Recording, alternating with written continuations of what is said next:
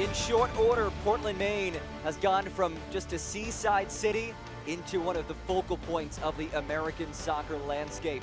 And this great atmosphere takes center stage today as Portland Hearts of Pine welcome Greenville Triumph. Today's broadcast brought to you by Visit Maine. Two teams trying to turn the tides on their respective seasons. Happy to have you with us alongside Ross Davenport. My name is John Gross as we take a look at the USL League One table, brought to you by Allagash Brewing Company. As you see, Portland Hearts of Pine sitting in 10th place, Greenville Triumph second to bottom in the table. So two teams who could truly use 3 points on this Saturday evening. All right, Ross, we start with the home side. Hearts of Pine 1-1-3 over the last 5 matches. Yeah, had some early injuries, which unfortunately have reared their ugly head again coming into tonight. Bobby Murphy said the 3-0 loss at Fort Wayne a couple of weeks ago was his low point during his time here in Maine, but they've bounced back well since then. They were up 2-0 at Omaha until late and knocked off Rhode Island in the Cup last weekend. Well, few players as exciting in this league than our Springer's Jewelers player to watch. Ollie Wright has continued his monster start to his season in Portland. He has, the Englishman, the star down the left wing for Portland. Listen, John, he's made such a name for himself in town that he's been invited to play in a local upcoming celebrity golf tournament. Perhaps leads the league in confidence, technical ability. He's not far behind that, especially when it comes to finishing. So Ollie Wright, certainly somebody that this Greenville Triumph side will look to slow down. This team has only played 6 matches this season, the second fewest in the league, and they're still trying to get things going. Yeah, it was obviously due to the stadium opening being pushed back. Management and player personnel changes this winter, and many worried it would take a while for this squad to figure things out. 2 early wins against the New York sides, but it's not been pretty since then. No goals in nearly 400 minutes in all competitions coming into tonight. Coming off a bye, though, so maybe the extra week was giving Dave Dixon a chance to work on some things. And one guy who has provided a nice spark for them in the attacking third is Azad Liati, who today returns to Portland, where last year he was a standout. Yeah, he scored 8 goals in 16 appearances in all competitions. In a bit of an injury-plagued season last year for Portland. Has all the physical tools to be a proficient League One scorer.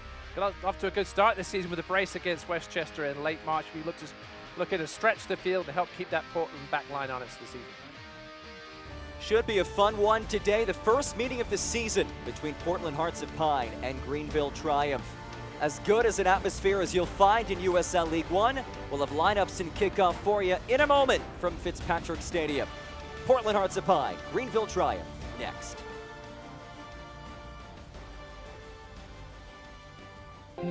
We move differently here, not in a rush, but in rhythm. We rise with the tide, cook with our hands, and speak when it matters. We pass on what's felt more than said. We laugh by firelight and stop to notice what others once saw. Every moment here means more because nothing is taken for granted. This is Maine, rooted in time, forged by nature. You might think it's easier to start tomorrow, or next week, or next year.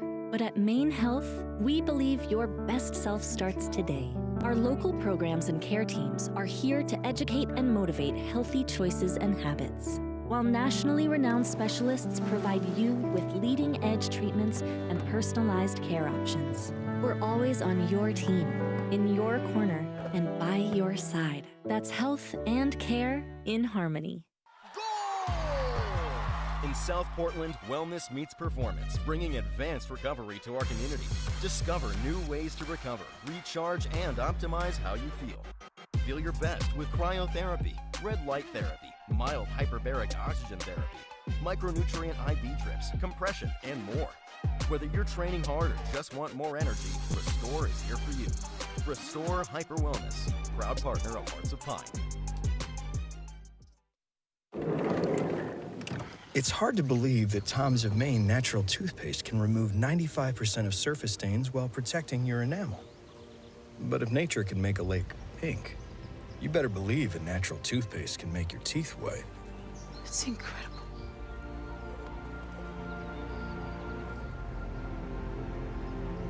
Nature is full of surprises. Tom's of Maine White and Plus toothpaste. Never underestimate nature. Today's broadcast is brought to you by Hannaford. Portland Hearts of Pine, Greenville Triumph beating for the first time this season. Let's take a look at the starting 11 for the home side, brought to you by NBT Bank. 3 changes for Bobby Murphy from that big 2-1 win over Rhode Island in the Cup last week, and it kept him alive in that competition, basically. But all 3 of these changes are due to injuries. Jaden Jones, Riley, Mateo Kidd, and Titus Washington, who scored 3 times against Greenville's last season, all out this evening. Meanwhile, a Greenville Triumph side that has not scored in 391 minutes across all competitions. This is the 11 for Dave Dixon. Yeah, 1 change from that disappointing 3-0 loss to Richmond a couple of weeks ago. I think if you ask most Greenville fans, John, this would be the top 11, other than Camilo Fritz at right back, the rookie who's filling in for Toby Sims and DJ Benton, both out due to knee injuries, but a pretty solid 11 for the visitors. Both of these teams have been marred by some injuries as we get a look at the magnificent atmosphere here in Portland.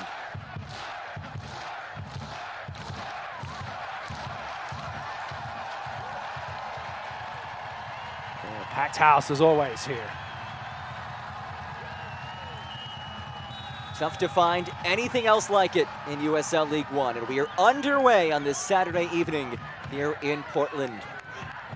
Hearts versus Greenville Triumph. First meeting of the season between these two sides, both looking to turn the tides on their 2026 campaigns. And Portland won both meetings last season, scoring 3 goals in each of them. Speaking of goals, it's been a long time since Greenville have scored one. Hope that perhaps the atmosphere here tonight gives them a little bit of impetus.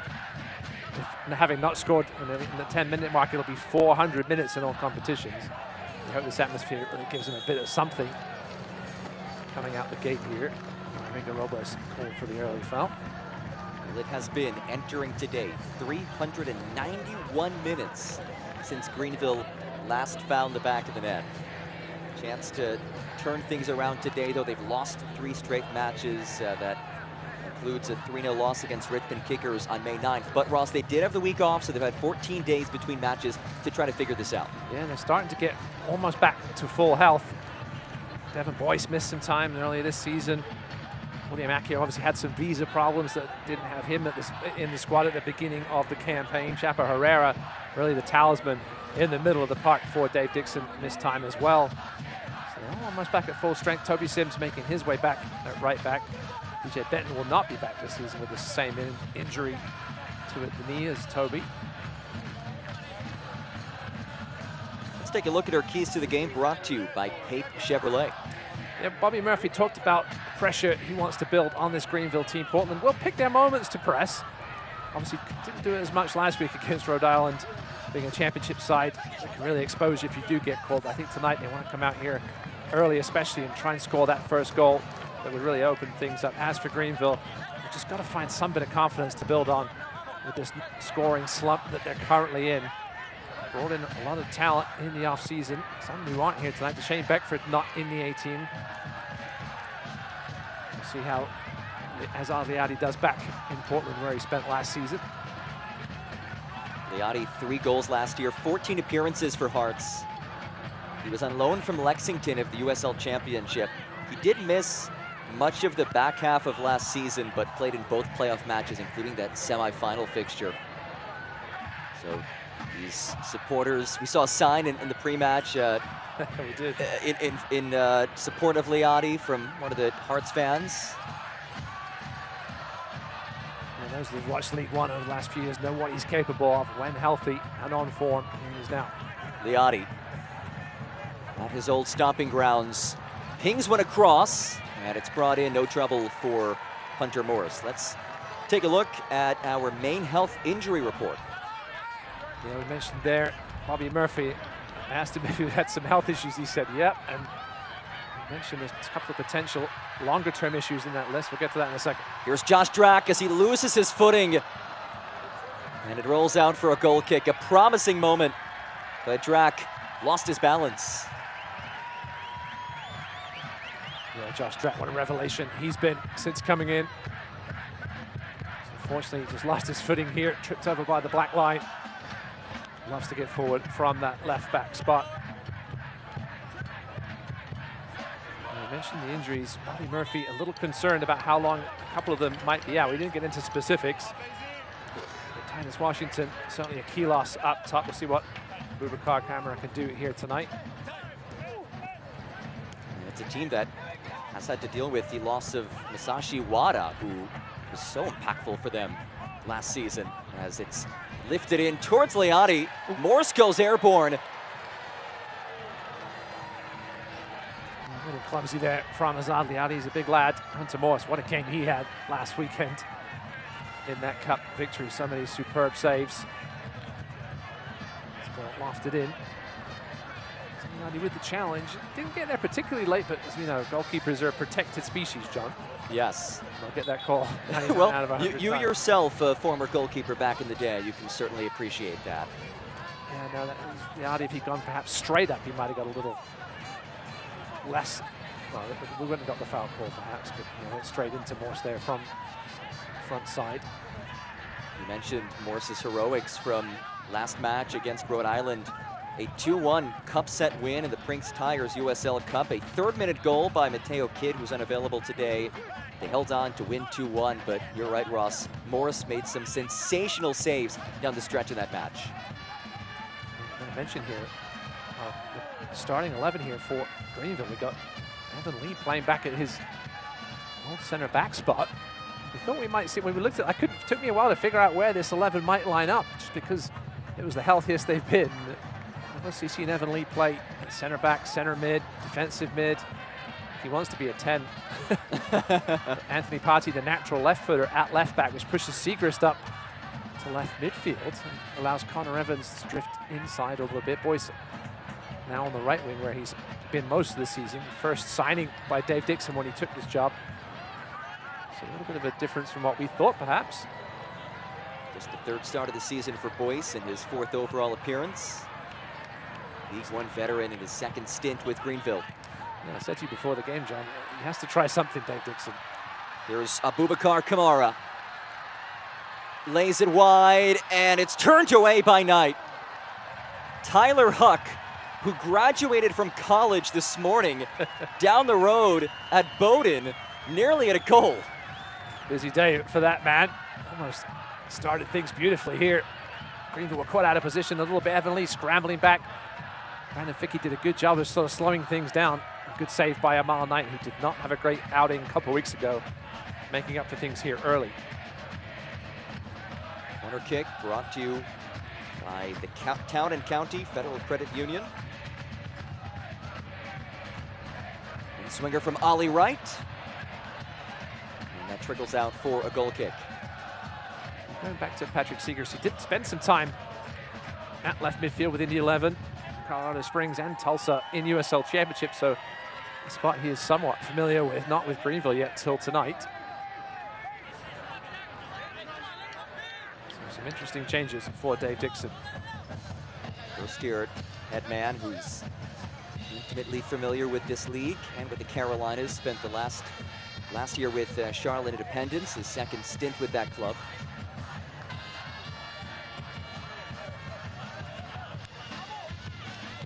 Goal kick for Knight. First-year Triumph player who followed Dave Dixon from Charlotte to Greenville. Only about a 2-hour drive or so. Evan Lee's situation as center back. Obviously, he spent a ton of time there, 2022, 2021, 2023, but only twice did he play center back last season for Greenville. He's been more of a midfield man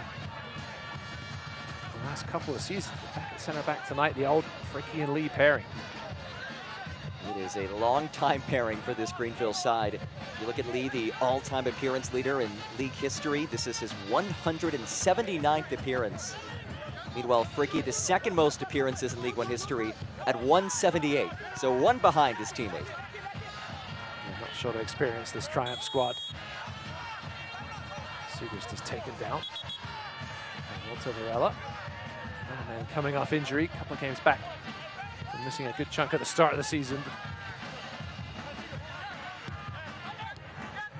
Debuted against Union Omaha back on May 9th.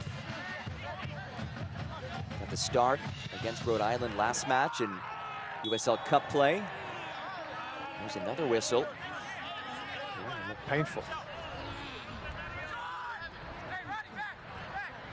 That one player down. Is that? It might be Diogo Barbosa. The stadium goes quiet as a result.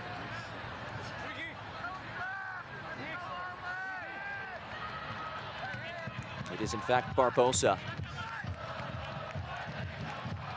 judging by the applause, that he's back on his feet again. Ooh. Just caught a little awkwardly in the back of his knee, perhaps.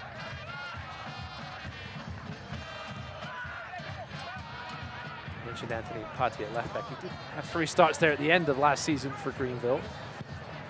They're doing a bit of tinkering, trying to make the playoffs. Last season not making it for the first time in club history.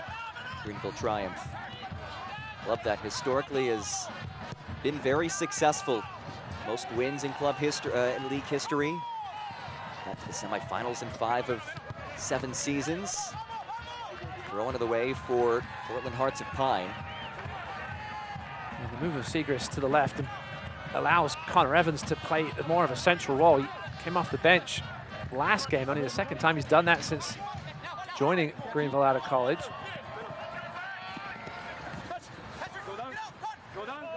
Segrist able to win it away. Free kick on the way as Evans rises back to his feet. He's been a tremendous piece since joining this club.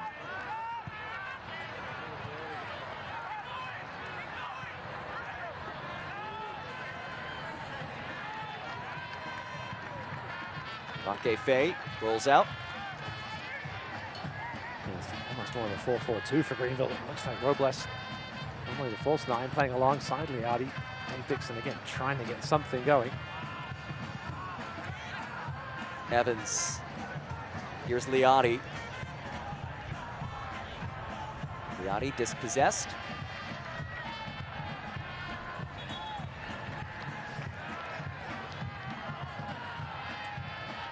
Fans, enter the Brinks Tires USL Cup Game Day Kit Sweepstakes for your chance to win a prize pack worth up to $2,000.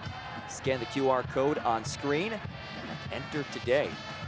Gotta say, that T-shirt looks awesome. I want one. I want one of those tents. The tents, tent is, yes. is getting old and decrepit. I don't think I'm eligible though, Jim. Neither do you. Liati taps it wide, that cross blocked, and a corner on the way. Positive start for Greenville. It looked on the front foot here in these first 11 minutes. One little scary moment down the other end. Corner kick for Patrick Segrist. He does have 1 assist this season.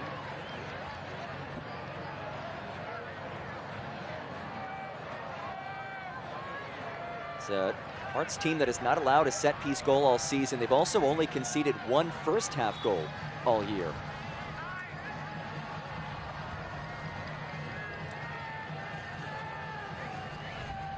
Ball in from Segrist.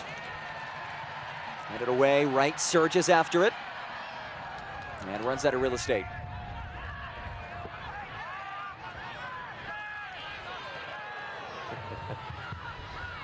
Chapa knew what he was doing there. Waiting for Kamara to make the commitment. Quick little turn. It's a veteran right there, Chapa Herrera. 3rd season with this club.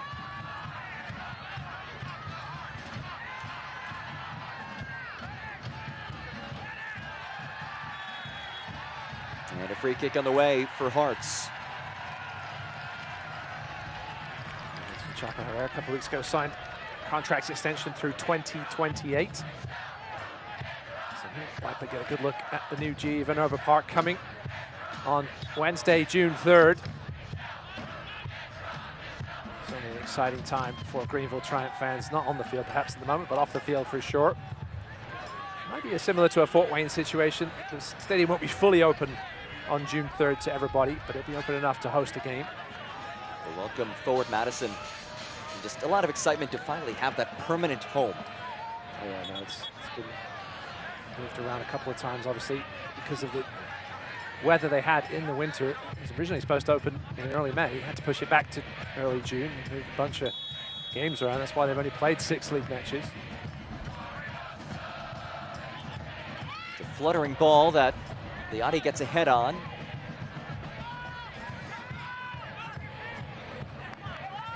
Varela turns it over. A lot of these veteran Greenville players will be looking forward to playing on grass. Yes.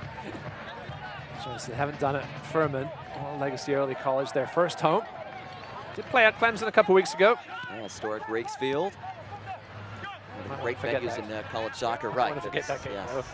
the way things finished against Richmond. Just a frustrating night all around for Greenville. First of 2 road matches here tonight for Greenville before they go and open that stadium. They will take on One Knox next. Obviously, one of the tougher places to play in USL League One against the defending champs. Difficult back-to-back road match stretch for this Greenville side, which has not won on the road this season. 0-2-0, but they've looked solid so far. Segrist couldn't bring it in.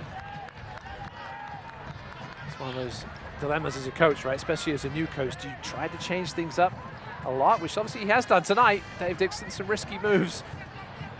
Or do you just try and stick with what you got and have the faith that it'll work at some point? See how it goes here the rest of tonight, but yeah, a relatively confident start for the visitors in a difficult environment here. Packed house once again, capacity roughly 6,000 here at Fitzgerald Stadium as Drac moves it wide for Wright.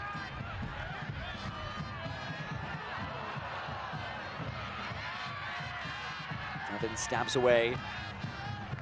Fritz skies it. Evans again, volleys it out for a throw. Yeah, Camito Fritz, certainly probably the brightest spot in this early season for Greenville. Coming fresh out of college, wasn't supposed to start. Mentioned DJ Benton was supposed to hold down the fort till Englishman Toby Sims came back from his torn ACL last year, but Fritz has had to start practically every game because Benton got hurt as well, and Fritz has really stepped up in that spot for Dave Dixon. Oh, nearly given away.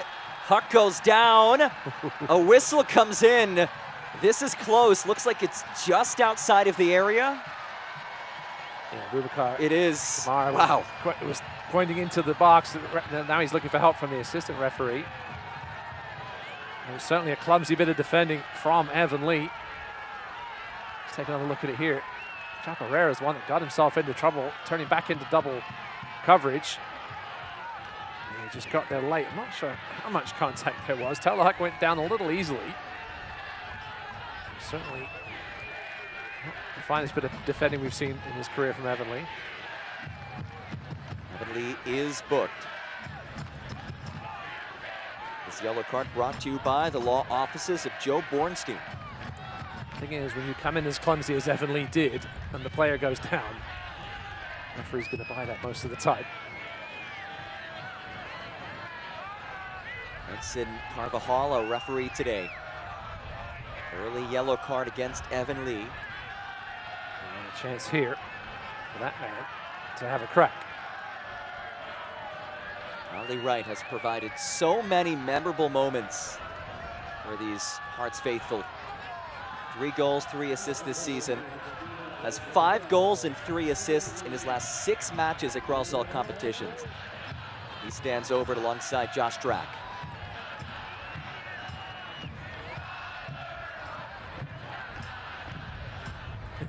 Sounds like Tyler Huck's already got his own song in Portland. Well, look, he's graduated from college. He went to college here in Maine, right down the road at Bowdoin. His graduation was earlier today. Graduated with a degree in computer science. Congratulations to Tyler.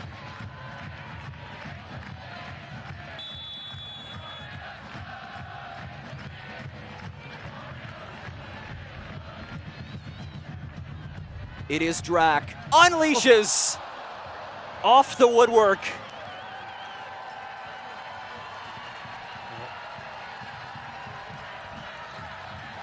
You think the left-hand side wouldn't be the right spot for a left footer to strike one. But what a strike it was here by Drac. Mal Knight rooted to the spot, just looking up and thanking the crossbar being where it was. Look at our Bissell Brothers replay. So Knight and company live to see another day here in this first 18 minutes of this match, still scoreless.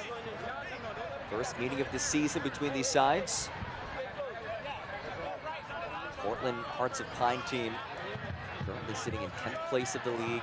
Had that 3-0 loss at the hands of Fort Wayne, which Bobby Murphy said was the low point of his tenure. But after that, they went to a team karaoke event. And that really turned the tides for them. They pulled off a solid result at Union Omaha, 2-2 draw against the top team of the league. Last match, a 2-1 win against Rhode Island out of the USL Championship. And sometimes you need those team bonding events to get on the same page. You a karaoke band, John? Yes, you know, I actually am. Ain't No Mountain High Enough is the song that I sing. That's it. I was gonna say, everybody has their go-to number. What's yours? Oh, man. Do you like a good Robbie Williams, Angels, or anything by Oasis? There you go. Reunited. They are. Went to see them in Chicago last year. Yeah, Portland just were having goal-scoring troubles earlier this season. Yeah, they only had one goal in a 4-game stretch from mid-March to mid-April, but things going of late. You mentioned that 2-2 draw with Omaha. Bobby Murphy was upset with the way that one ended. Obviously, they were up 2-0. Really should have put that one away. Here's Kamara. Mo Mohammed. Barbosa, centering feed. Brought in by Drac. Leaves it wide, right, cuts inside, flag is raised. Yeah, just started his run a little too early, Ali Wright. I think he was just amazing how much space he was in. Saw the Greenville center backs look up, and he was a good couple of yards offside. You see Ali Wright saying, hey, a little quicker. Just to put a bow on the karaoke note, Bobby Murphy sang Yes, Can You Kick It, which is a very appropriate song for a soccer coach to sing. Can you kick it? There has to be video out there somewhere. whether it'll ever be released is another story. Deep in the Hearts of Pine archives. But it did work. 2-2 draw. He just felt his team was disconnected, and then that 2-2 draw at Omaha, the win against Rhode Island, which, by the way, that atmosphere, that match, electric, and certainly a budding rivalry. Two local New England foes. Looking forward to seeing those teams matching up in future USL Cups. Yeah, they certainly didn't have the better end of the stats in that game, but held on for the 2-1 victory. So USL Cup, you lose 2 games, you're pretty much done. So Portland really had to win that one. So losing on penalties to Westchester in the opener. You get a point for that, so they're considered a draw. Yeah, 9 or 10 points you really have to find yourself on if you're going to have any chance of getting out of the group. It's the top team in each of the 7 groups, plus 1 wild card team who advanced to the knockout rounds of the Prince Tires USL Cup. Evans, Liotti back for Evans. Flag is raised. Still no whistle, and there it is. I'm gonna assume that Patrick Segrist heard the whistle there, but just taking that one away in frustration. That was quite a ways off target. Just a bit. Greenville have only played the 1 cup game so far, lost to Pittsburgh 3-0 on the road, which a result perhaps to be expected. Pittsburgh defending USL Championship champions.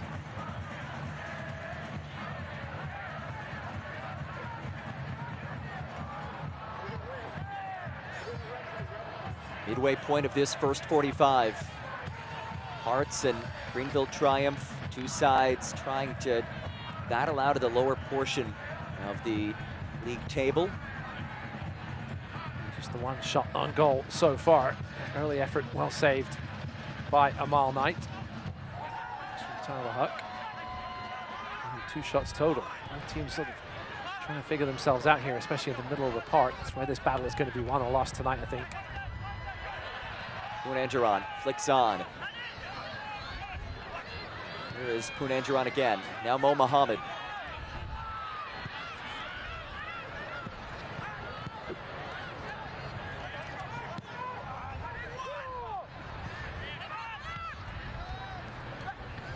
Mo Mohammed, a good man to have, can play both fullback spots. To fill in at left back a little earlier this season. Before Josh Drack, when Josh Drack was hurt with that concussion. Now back at his natural right back. Filling in for Jaden Jones-Riley.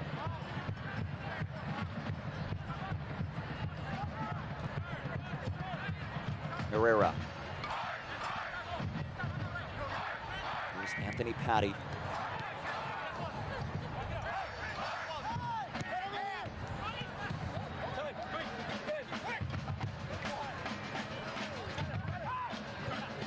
Teams with very strong benches tonight. We mentioned Serena Mbake-Faye getting the start again tonight, keeping Breck Evans on the bench. Played so well last weekend, earned the spot here tonight. Second league start of the season for him. Listen, when you're keeping Breck Evans on the bench, you're doing something right. Former League One champion. Beat Greenville in that first season. That's North Texas. North Texas, former all-league player at Naples. It's a luxury, as you said, Ross, to have somebody like that available as a substitute. Former Greenville man Zion Scarlett on the bench tonight as well for Portland.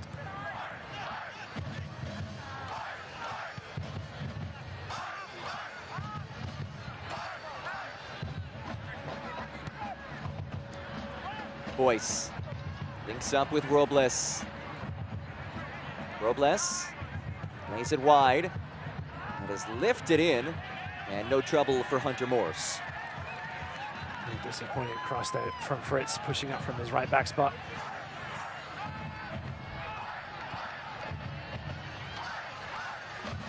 Here's Ollie Wright. Muhammad. Lays it off. Walter Varela, his first start of league play this season.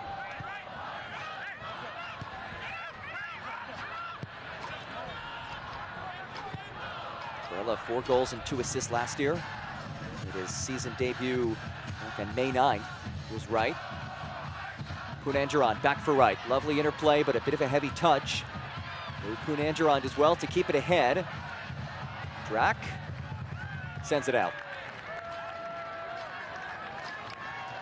Portland Hearts of Pine is proud to team up with our Dirigo partners. Visit Maine, Maine Health, Hannaford, Bernstein Sure, Springer's Jewelers, and the University of Southern Maine.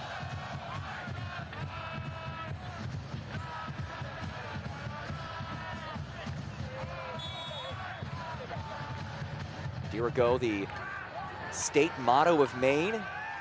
It's a Latin word that translates to I lead or I direct. Hence the Dirigo Union, the supporter group for Hearts. Part of the roughly 6,000 fans who routinely pack Fitzgerald Stadium. Certainly leading the way in fan experience, this club. So AC Boys are doing a good job as well in their first season, selling a ton of season tickets. We hope Greenville fans will pack Geneva Nova Park on the 3rd of June. I know it's a Wednesday night, can be a little tough, but I know some kids will be in summer school, well, summer already, I should say, out of school. So we'll see the place packed. I certainly hope so.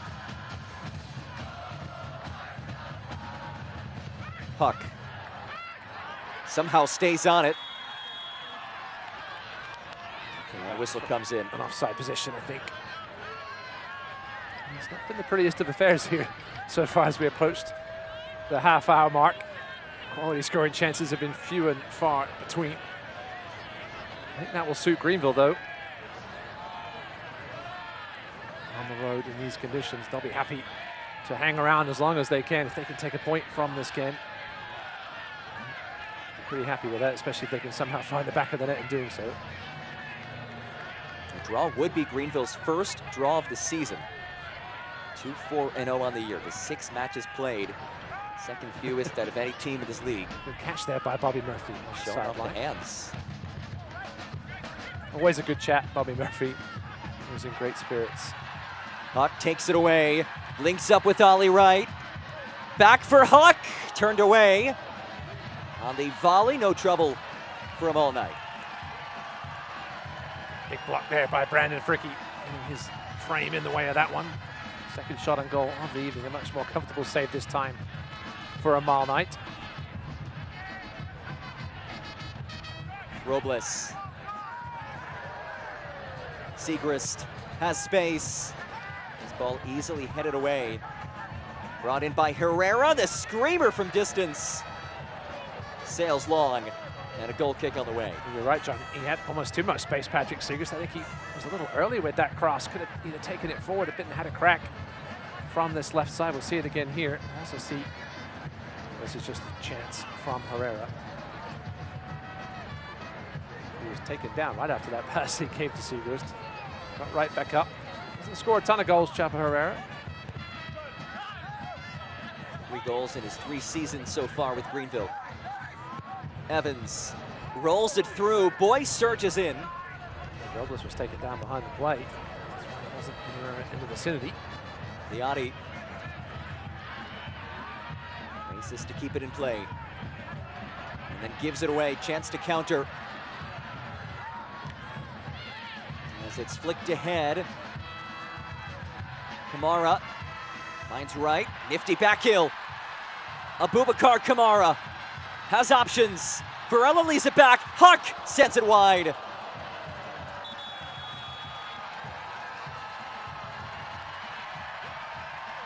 Evan Lee got caught out of position here. You can see him there, number 12, center back. He's almost been told by Dave Dixon to try and help out in the center of midfield. Got caught out of position as a result. He had a lovely little dummy from Varela. Huck just let the ball come across him and too much. You see Anthony Party screaming at his teammates.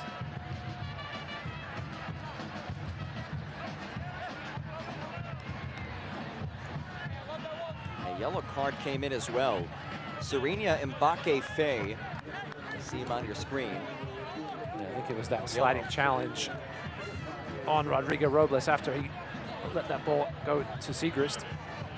Half chance, that cross beforehand that led to the half chance from Herrera. Certainly a late tackle, if he didn't forget about it. So goal kick for Amal Knight, the Jamaican international.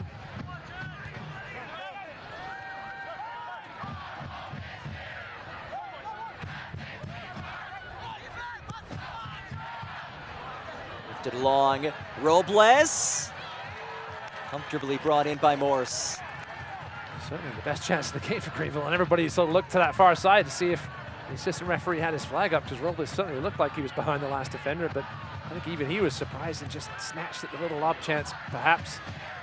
Easy save for Hunter Morse, certainly easier than the ones he had to make last week. Starting to see these chances pile up for these sides. Bit better quality opportunities as well as Wright turns the corner. And not able to keep it in play, goal kick for Knight. Good chasing back there by Chapo Herrera, out of position. Covering for Kimito Fritz. Caught a little up the field.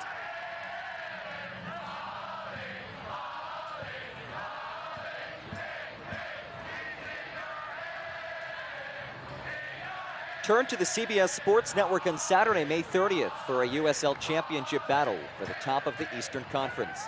Reigning Players' Shield winner Louisville City FC hosts the undefeated Tampa Bay Rowdies at 7 p.m. Eastern. Catch all the action of the CBS Sports Network, May 30th. Greenville's got to find some width here. Both guys on the outside. Devin Boyce not really a natural winger. He does play there a lot. He's pinching in a bit more tonight, and Siegrist on the left. Now here's Boyce with some width. Boyce looking for Robles. Mbake cuts it away, but one back by Liati, who goes down. Liati then brings Mbake to the turf. That was a lovely challenge, lovely sliding challenge from Mbake. A little frustration coming out from Azad Liati there. Back to his feet nicely. It's a great challenge. He didn't really need to do it either, because Robles was about to pounce on that loose ball. Wasn't going anywhere particularly dangerous, but he had some space, and silly from Azad Liati there. Greenville with just two touches now in the opposition's box in 32 minutes. And offensive struggles continue. Over 420 minutes for Greenville without a goal across all competitions. See the shot numbers, 5-2 in favor of Hearts. Robles.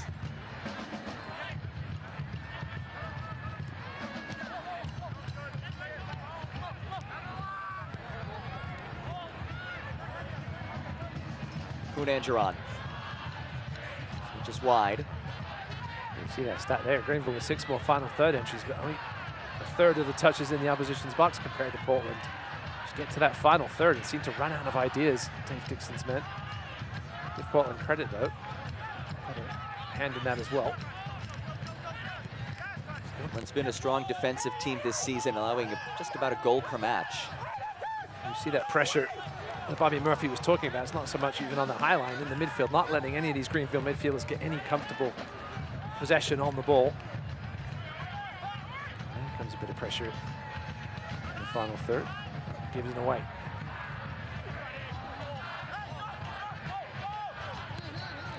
Triumph player. Here comes the whistle. Stopped play because of the head injury. There's Anthony Party. From Lexington there. Going to feature in this Greenville back line since the last few games of last season. It's been a while to break into this starting lineup. Solid athlete there, especially being left-footed. That he's gotten into the 11, he hardly leaves the pitch. Full 90 and 5 of 6 starts this season for Greenville. The veteran Tyler Polak on the bench. It's good to have him there, especially if you've got a late lead. Obviously, Greenville have not had that of late, so he hasn't been used much. Polak last played April 4th. It's been a little bit for one of the all-time appearance leaders. It's a questionable decision there. Greenville are about to go the other way. Chaparrera wheeling away in frustration. Let's take a look here from a slightly closer angle. Yeah, it almost looked like he was already going down. Chapa may have helped him a little bit. Dixon looking for an explanation from our 4th official tonight, Hannah Jaworski. Final 10 minutes of this first 45. We've seen a handful of chances for both sides. Two teams trying to pick up a critical 3 points as they work their way out of the bottom half of the league standings. Both coaches will be a little frustrated. This is how we end the half. I think he's got to be careful. Offside perhaps on Kamara.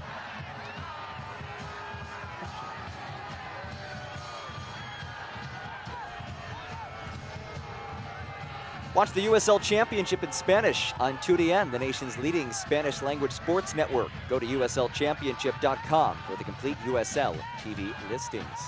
When are we going to see you on 2DN, John? I always ask Peyton Gallagher, my home Greenville partner, how his Spanish is coming on. It's not quite there yet for him enough to do a 2DN game. But no hablo español. ¿Y tú? No. I barely speak English, John.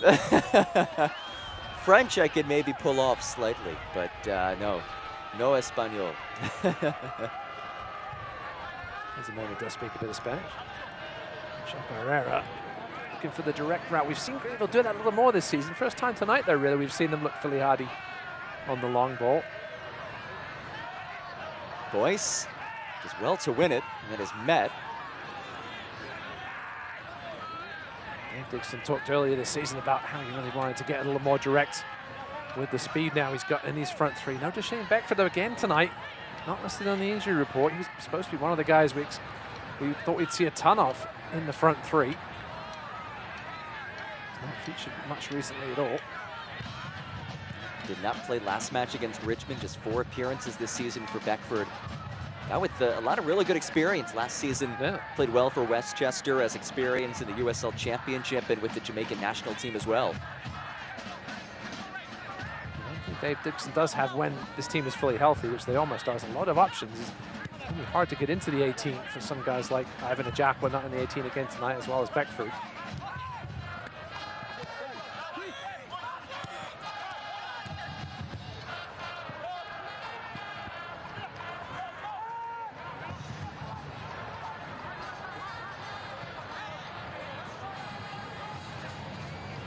Bakefei, native of Senegal, helps anchor this back line.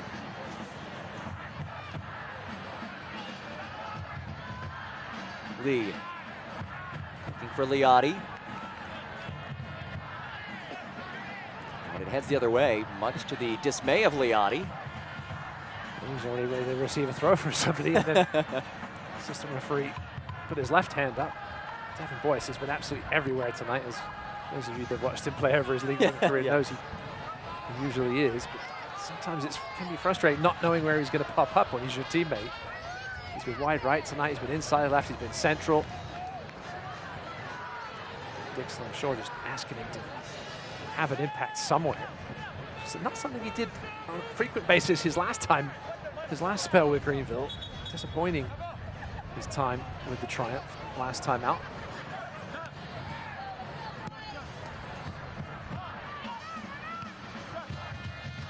Here is the aforementioned Boyce. We haven't mentioned Connor Evans' name much tonight, John. Portland will be happy about that. Certainly. Maybe the motor of his team as a free kick is awarded. Sitting a little deeper tonight, letting Chaparrera get forward when he wants to. But Evans is a guy you want around the ball in that final third, creating chances like he did so often last season.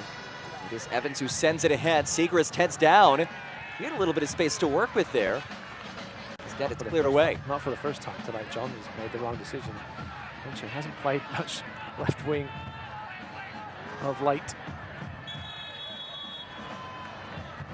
And a whistle comes in, flag is raised. Visit Maine is proud to be the presenting partner of today's Hearts of Pine match. Scan the QR code to start planning your next Maine adventure. Visit Maine, forged by nature. Saturday night in Portland, Maine. And come summertime, this is the place to be in this city. Yeah, we were talking about the weather earlier this week. It was in the 90s on Yes. Tuesday. In the 50s tonight, as you can see from some of the heavier clothing being worn by the fans tonight. Some crazy weather in the last couple of weeks. I know it was super hot in England as well. I assume that's the same weather they were getting on Tuesday. Is super hot in England like 75? No, it was in the 80s today. 80s, okay. The Championship playoff final was today, and there was sweltering at Wembley. Look at this foul. Some more clumsy defending. This time by Connor Evans, and then by Brandon Fricky. Just making sure that Tyler Huck did find the turf. So a free kick on the way. We did see Hearts last time in this general vicinity send it on frame. It was Drac who did so.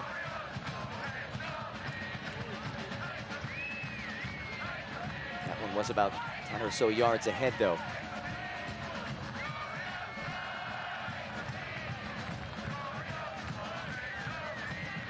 Ollie Wright, Josh Drac stand over it.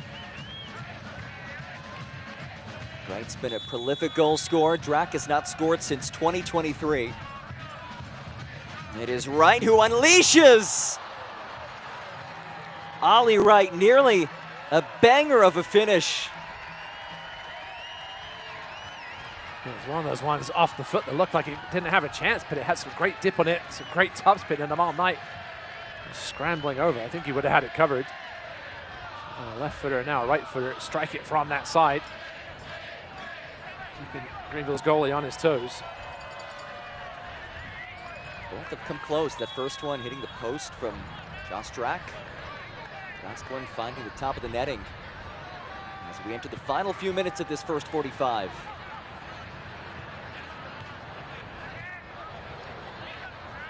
Puck. Turns it over. Here comes Devin Boyce.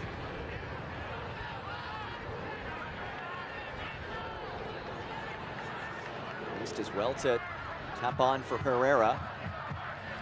As it ripped away from him, Kuhn Engeron somehow sticks with it. Here comes Hearts of Pine. Varela, a brilliant tackle by Anthony Patty. Yeah, you saw Anthony Patty coming from the right side of the screen with only one thing on his mind. He timed that tackle beautifully. It was a good thing he did because Portland were on the transition. Greenville was scrambling back after that little jink and chase from Devin Boyce. That's certainly something Greenville keen to be aware of. Hearts' ability to counter. They are second in the league in counterattack goals this season.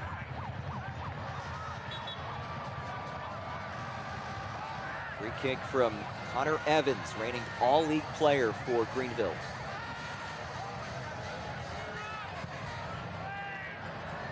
Evans' ball headed central, stays in the area. It's misplayed, ball still loose. Leotti couldn't get a foot on it, Boyce skies it.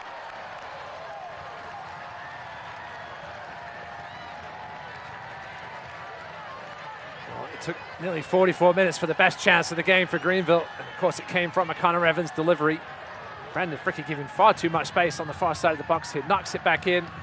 Not the best of clearances by Poon Angeron. Morse made a complete mess of it. Evan Lee in with a shot there, and then in the end, Devon Boyce skies it over the bar. Portland got away with one there. Hunter Morse needs to be better. We talked to Bobby Murphy about his shot-stopping ability. He's got to be a little better with the decision-making. He's left in a bit no man's land there. Got away with it. Second-year starter in goal for Hearts of Pine. There's Varela, muscles his way on. There's the right word, John. Barbosa. Difficult battle with Segrist there. Good to see Varela showing off that strength, the guy who missed a good chunk of the season so far. Just his second league appearance. Always love the old dive signal from the referees. Varela disagreeing vehemently on that decision. It will be a goal kick.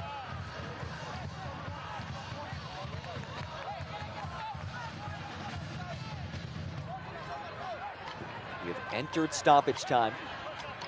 2 minutes of added time. Stoppage time brought to you by Springer's Jewelers.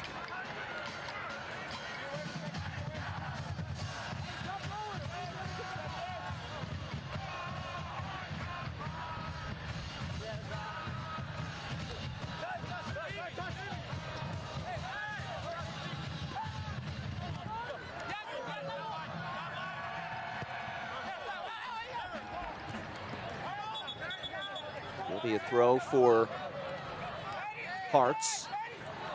I think Dave Dixon obviously still be disappointed with the lack of offensive firepower here shown in the first half by Greenville. Only the one shot on target, but I think he'll be happy with the work in the middle of the park. Defensively, they've given away a few silly free kicks and have looked in trouble on transition, but the Marl Knights really only had to make one big save in this first half. Away from home in Portland with how things have gone so far, I think the lack of final third chances, I think Dave Dixon will be relatively pleased. I'm not going to say happy with the score at the break here if this is how we go in. If you're Greenville, I think you'd be thrilled with just a point out of this, but certainly want to see a goal. And that goalless run, which is now over 430 minutes across all competitions. And as for Bobby Murphy, I think he'll be upset that his team does not have the lead so far. Here comes Liotti. Liotti leads the charge. Liotti slices inside. Liotti goes down. Whistle comes in. Card comes out. Yeah, Barbosa just left his foot in there. Liotti went jinking towards the edge of the box, and he's a very lucky man. This wasn't from the penalty spot, just like Greenville earlier. A couple of feet outside the area. First real chance we've seen in a while on transition for Greenville. Liotti stretching those legs. Evan Lee got it a little in the way ahead of him and then went tumbling down. You can see the step on the foot there from Barbosa. The only problem for Greenville here is a little close to the edge of the box to be able to get this one up and over, but Connor Evans can strike them with the best. I think he'll fancy a chance here to put Greenville ahead with the last kick of the half.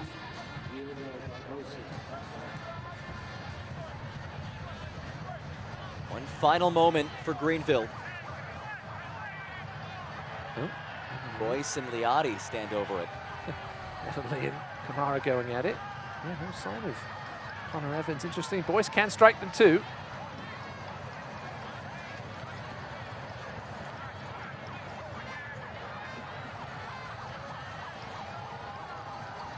It's just going to have to be struck perfectly to get it up and over this wall.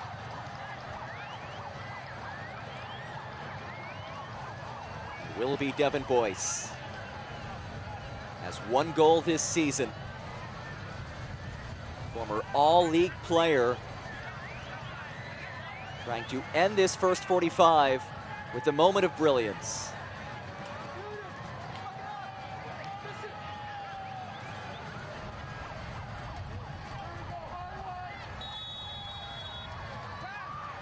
Devon Boyce turned away. A save by Morse. Sent out. And that'll do it for the first 45. Yeah, superb start by that man. It was well struck by Boyce. Morse certainly will have seen this one late. Had good curve on it. You can see he didn't really have a chance to move much from his center spot. Just had to extend. Did enough to keep this one out and keep Greenville's drought going into the half. So one half in the books.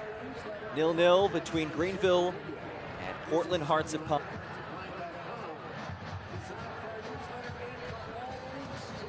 This first meeting of the season between Hearts and Triumph. We are deadlocked and we are goalless, but still 45 minutes left to play. Halftime brought to you by Hannaford. It has been an awesome atmosphere as always, but it is halftime here in Portland, Maine. We'll step aside. Second half coming up in a bit. This is the boot that started it all. When you think of LL Bean, you think of the Bean boot. LL, our founder, was an avid hunter and fisherman. He wanted to develop something that could keep his feet warm and dry. Since 1912, 113 years ago, the Bean boots are still handmade right here in Maine. We have so many variations of the original Bean boot. We literally have a Bean boot for everyone, every type of style. This spring, invest in your nest with the County Federal Credit Union. Your home has grown in value season after season. With the county's 1010 Home Equity Line of Credit, you can borrow up to your credit limit over 10 years with interest-only payments over those 10 years, 10-10. And then you can stop and smell the roses, soak up the sun, and invest in your nest. The 1010 Home Equity Line of Credit, the County Federal Credit Union, countyfcu.org.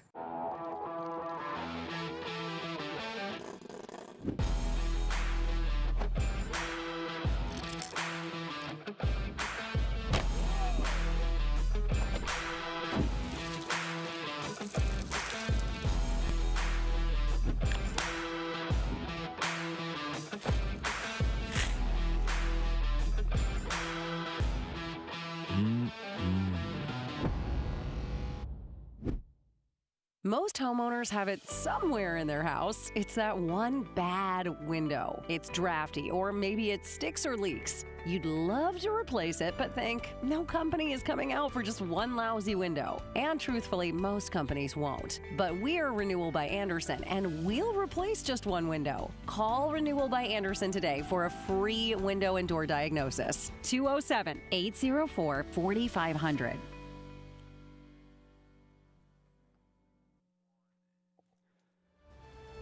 One half in the books. We are scoreless, 0-0 between Portland Hearts of Pine and Greenville Triumph. Halftime brought to you by Hannaford. Now, normally we see Portland Hearts of Pine at the soccer pitch, but let's take a look at Portland Hearts of Pine Gone Fishing Edition. We're here at Sebago Lake. We're going to go fishing. See you guys out there. I want a fishing boat, yo. Just being out on the water, I've actually enjoyed because it's my first time. And I'm grateful I'm able to do this. I have not seen lakes like this. Back where I'm from, or just scenery like this. Maine is very much a scenic state. Everywhere you look kind of looks like a postcard. You get that mountain feel. You're surrounded by pine trees. You're out surrounded by the outdoors. It's very peaceful. This on the boat fishing is you know, it's new to me. I don't really do it too often. Oh, baby, baby! Yes! We got one! Who's on? Here. Oh my God, I'm gonna lose it. Yo. Bring them home, Ali. Tip off. I don't know what that means, Charlie. I can see it. Oh my God.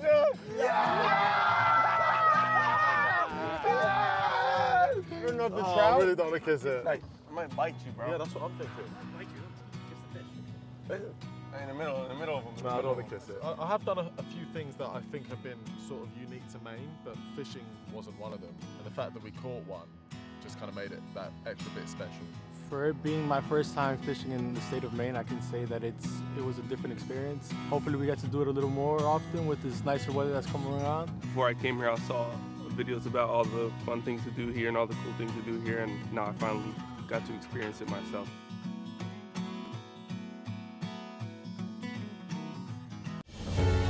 I think Idahoans have been clamoring for something that is theirs. I feel a big sense of responsibility to do this right. You only get one first season. For me, without soccer, it's like there's no air. Having it here, I feel like I can breathe again. Boise's never had anything like this.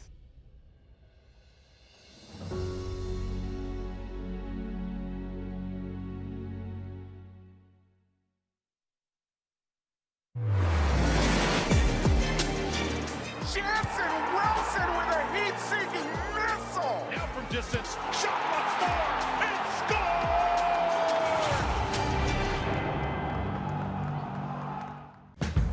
Now and then, you need to stop and smell the roses.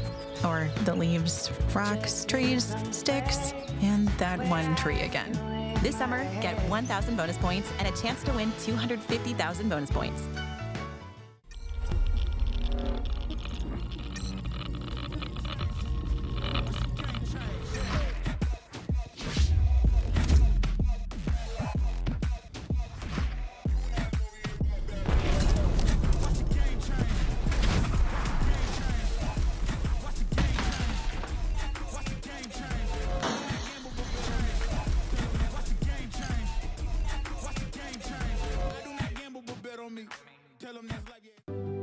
Pain doesn't care who you are or why you hurt, but pain can be mastered if you know the way.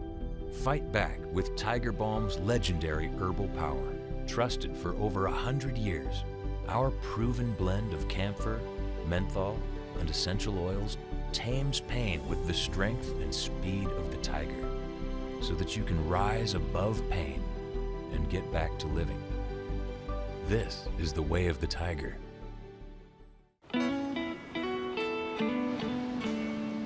You ever just look at them and think, yeah, I'm doing all right.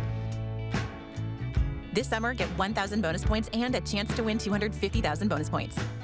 I truly give everything that I can for them. It's like, all right, we're in this and we're gonna go for it. Esto es la porra, this is who we are. Everybody here doing the heartbeat, having everybody in the stadium do that was just chills. Hey. Hey. Allagash White for you. Can I get you a beer? Yeah. Let me give you a minute. What you thinking?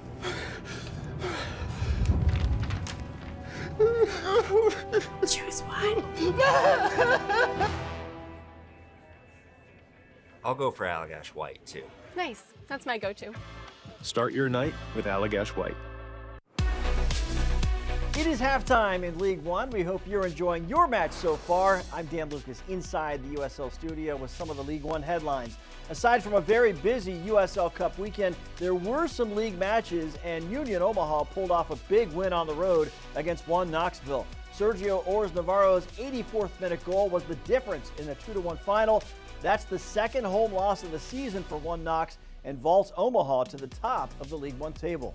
3 League One clubs scored regulation victories over USL Championship clubs in round 2 of the Prinks Tires USL Cup. Portland Hearts of Pine defeated Rhode Island 2-1. AC Boise rallied to beat Monterey Bay 4-3. And Spokane Velocity scored early in a 1-0 win over Las Vegas Lights. And 2 more League One clubs, FC Naples and Charlotte Independence, won penalty kick shootouts against championship teams. Congratulations to Corpus Christi veteran player Kristen Cheney for making his 50th career goal contribution in Week 11. His assist against Charlotte Independence gives him 12 assists to go with 38 goals in 111 career matches. Upcoming national spotlight games in the championship on CBS Sports Network. Sporting Dax in San Antonio next Wednesday. Then a big one between Louisville City and Tampa Bay Rowdies on the 30th. And another tough test for the Rowdies against Charleston Battery on June 10th. This is the USL Halftime Update. Let's get you back out to your match.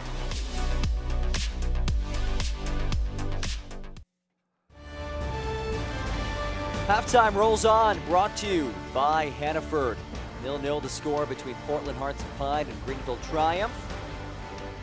And this kicks off a pretty busy weekend in USL League One. This one of 2 matches being played in the league right now as we take a look at our out-of-town scores, brought to you by Visit Maine. And pretty early on in those other 2 matches. Yeah, starting to get into the second third of the season. Charlotte with a 2-1 lead over Madison. Naples and Westchester just underway on the west coast of Florida. Let's take a look at the upcoming schedule brought to you by Maine Properties. And a busy night coming up in League One. Yeah, Fort Wayne back on the road after that long homestand at their new facility. They go to AC Boise. Tough one there. Union Omaha looking to stay on top of the table against Chattanooga. And Corpus Christi, everybody's wondering when they'll start to get stuff going under Ayman Zayed. Another tough match for them tonight against One Knox. And then the late one tonight. You're involved in that one, John. Avialta against the Cosmos. So a busy night, but this is the first match of the day, and this one is scoreless. 0-0 at the break. Halftime brought to you by Hannaford. We'll get you set for half number 2 when we get back. We love it here. Here is the smell of fresh bread, good food at the table, a familiar face behind the counter, where we pick up right where we left off.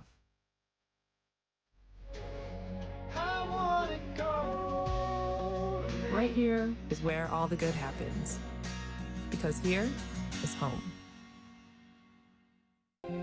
We move differently here, not in a rush, but in rhythm. We rise with the tide, cook with our hands, and speak when it matters. We pass on what's felt more than said. We laugh by firelight and stop to notice what others once saw. Every moment here means more because nothing is taken for granted.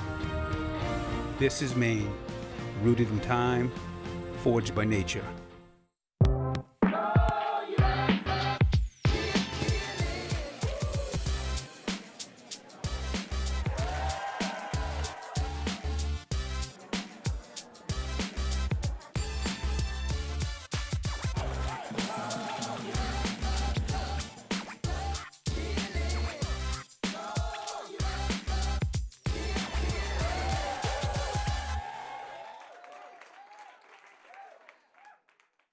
I'm David Libby, President and CEO of Town & Country Federal Credit Union. At Town & Country, we work hard to make a difference every day. From providing a first auto loan to that young adult just starting out, or making the dream of home ownership a reality with a mortgage offering closing costs well below nearly every other local lender, or a Visa credit card with a great rate. Town & Country Federal Credit Union is local people helping local people.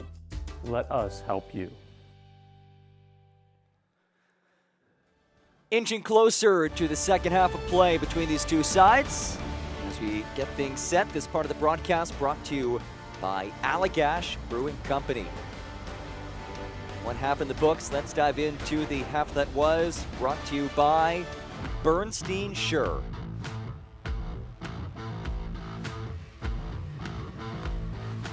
Yeah, Portland certainly had the better offensive first half. Mile Knight with a big save here early. Also hit the crossbar a little later on this free kick here from Josh Drack. Left-footed from the left side, not something you normally see. Mile Knight left flat-footed on that one. Greenville would start to work their way into the game as the half came towards a close. More Portland highlights here though. Certainly had the better of the chances in the final third. About the last 5 minutes. This one started by Abubakar Kamara, the lovely little dummy here. This one just flashed wide by Tyler Huck, who did find himself in some dangerous positions in the first half. This is when Greenville started to come back in. This is their best chance of the first 45 minutes. Knocked across by Fricky, up into the air by Punageron. Bit of a mess in the 6-yard box, but nobody in white could get a foot on it until Devon Boyce from the penalty spot blasted it over, and then into stoppage time at the end of the first half.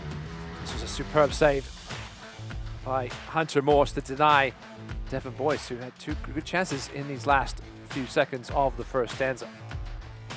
So that's a look at our first half highlights. Now we look at the first half stats, brought to you by Town & Country Federal Credit Union. Ross, what jumps out to you? Yeah, as I mentioned, Greenville didn't have any shots on target till right at the end of that half. I think I'd be relatively pleased with these stats here as well as the score, but Dave Dixon, yeah, still having to find that goal that he so desperately needs. See if he makes any changes here at the break or early in the second half. Try and get something going, but things look a little more promising before the break. See if they can continue the momentum here in the second half, or will Portland find their way back into it? 0.3 XG for both teams in their opening 45 minutes. Tells the story a little bit.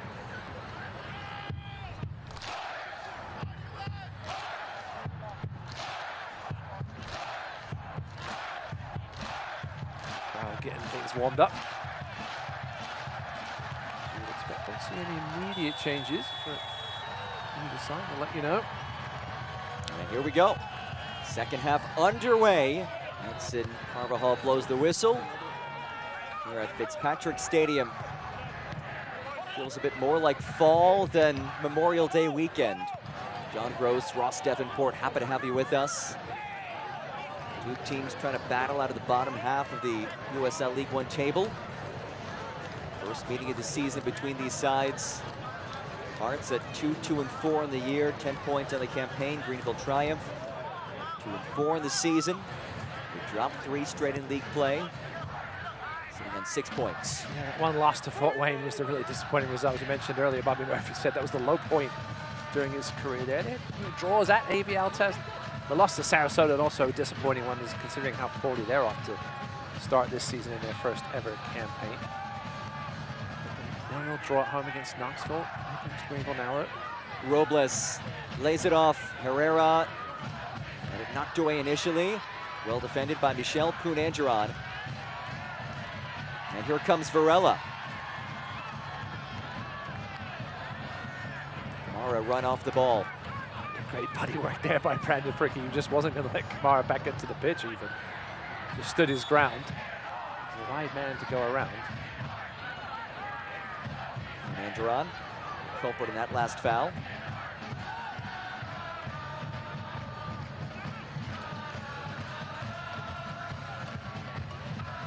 I mentioned Greenville's next game. Portland with a tough one against Spokane next Saturday. Is another one at home though, and then a couple of road games at Corpus Christi and at Brooklyn in the Cup. That Spokane match, chance at revenge. Last year, Hearts falling in the semifinal via PKs to Spokane Velocity.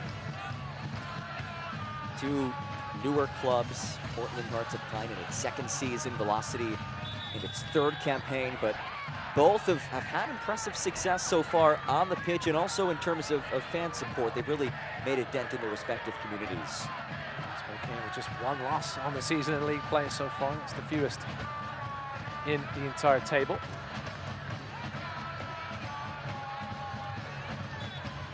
Portland with only 2, just lots of draws, which is the result of where they're sitting at the moment. If they turned a couple of those into wins, they'd certainly be above the playoff line.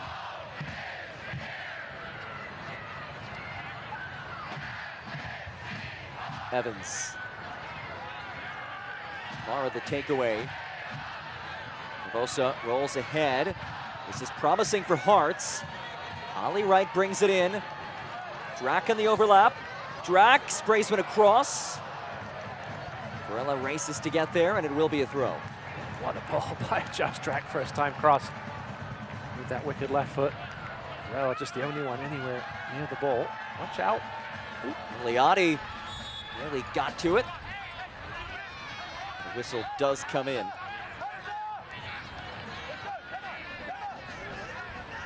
It's been a quiet night for Azad Liotti in his return to Portland. Only 5 passes in that first half.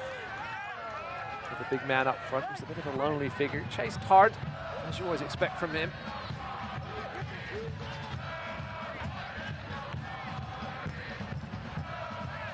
Charlie Green will put this back into play. Reigning Rookie of the Year for Hearts of Pine. Team that brought back a nice nucleus from last year's team. And look, what's not to like?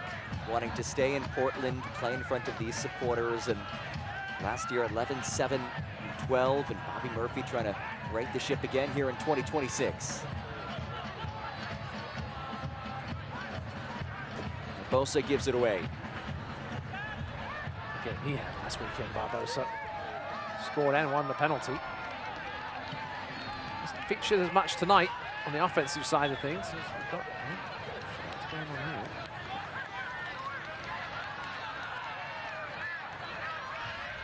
Dave Dixon looking for yet another explanation from the fourth official. There will be a free kick here for Hearts.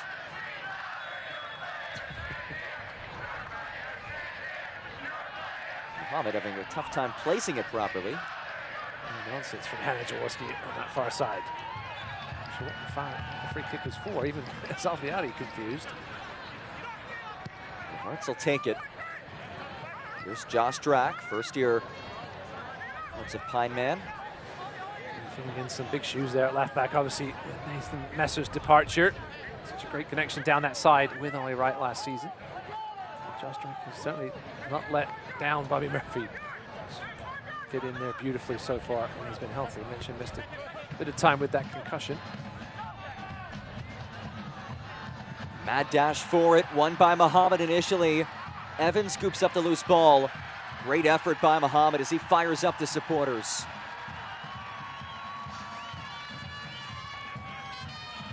Well, Mohamed, the native of the other Portland, Oregon, the largest Portland. There are actually 17 cities or towns in the United States. Did not know that. There was a bunch.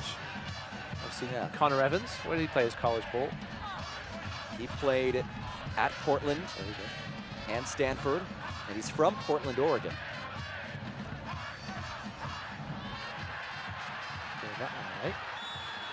And he's whistled.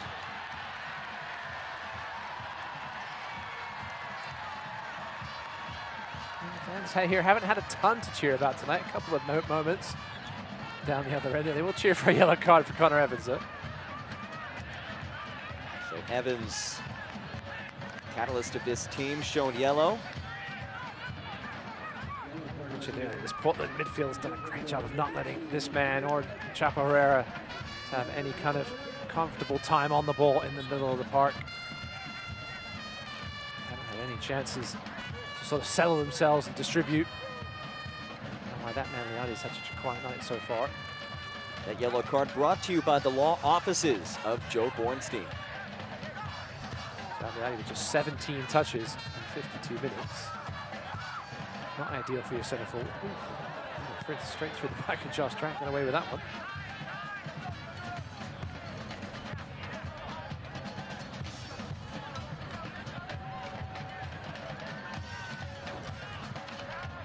Number one. Barbosa rips it away though. Diogo Barbosa. Now it's Poon Andron. Connor Evans had to think twice there about making that challenge because he just got the yellow card. Didn't want the second one in a matter of 2 minutes. Here's the culprit in that last foul. Switch for Mo Mohamed. Mohamed turns on the Jets. Mohamed's cross blocked. He does win a throw.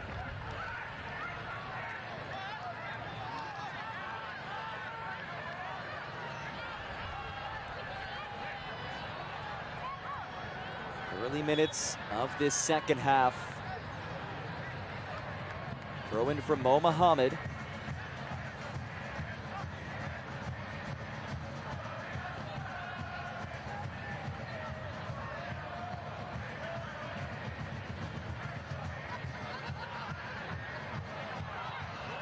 Or giveaway as Evans clears.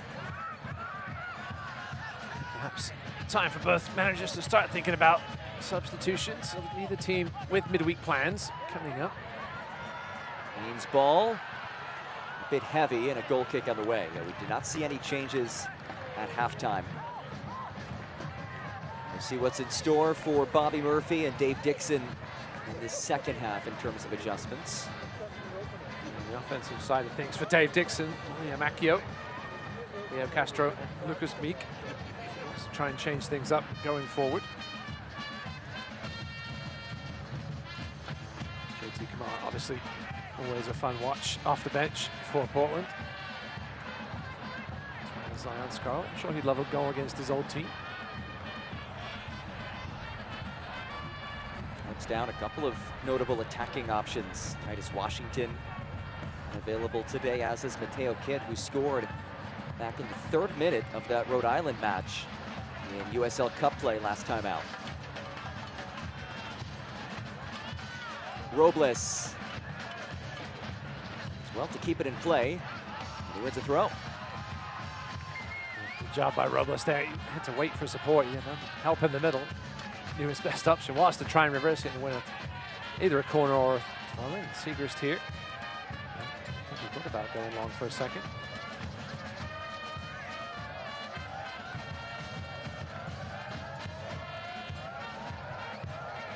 Throw-in from Siegrist. Robles, nope. It's Boyce who brings it down. Liati lays it back. Evans, bit of a miss hit, comes right back to him. Azad Liati drives it central. Header goes awry. Morse brings it in. He goes down. And some jawing.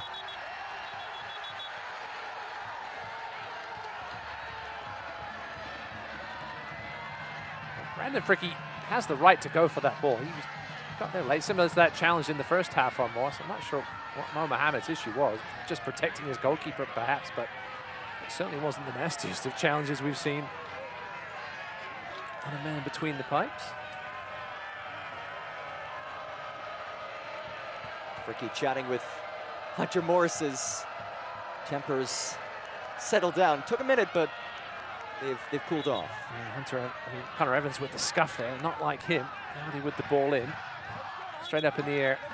Once again from Brunner. Not the first time we've seen that tonight. Yeah. Brandon Fricke dropped the shoulder a little bit rather than trying to go for the ball.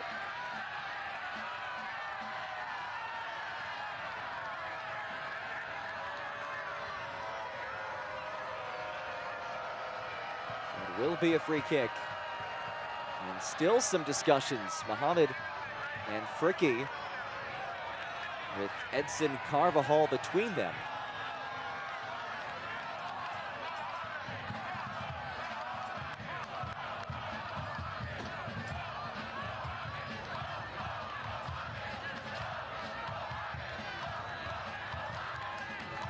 Yeah, Brandon Fricke, not a man loves to throw himself around. Doesn't get cards very often. Under last year, it took him forever to get his first card. Seventh-year player for Greenville. Today, his 178th USL League One appearance. One behind his teammate, Evan Lee, for the all-time record. He spent his first year in the league with Lansing Ignite before making the move to Greenville in 2020.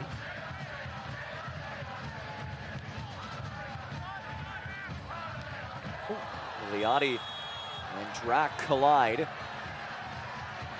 there's going to be an accumulation foul. Obviously, Josh Drac only taken one shot off the noggin this season. Forced him to miss a bit of time, as we said. This one, oof, man, that's nasty from Liati. Josh Drac did well to get back up from that. So the level of the shoulder, much worse there than the Brandon Fricke one. So Liati shown yellow. That yellow card brought to you by the law offices of Joe Bornstein. Liati, not only a productive attacking piece, but he's played every minute of the regular season. Season highlighted by that 2-goal, 1-assist outing against Westchester. And he's looking for a marquee moment against his former club tonight.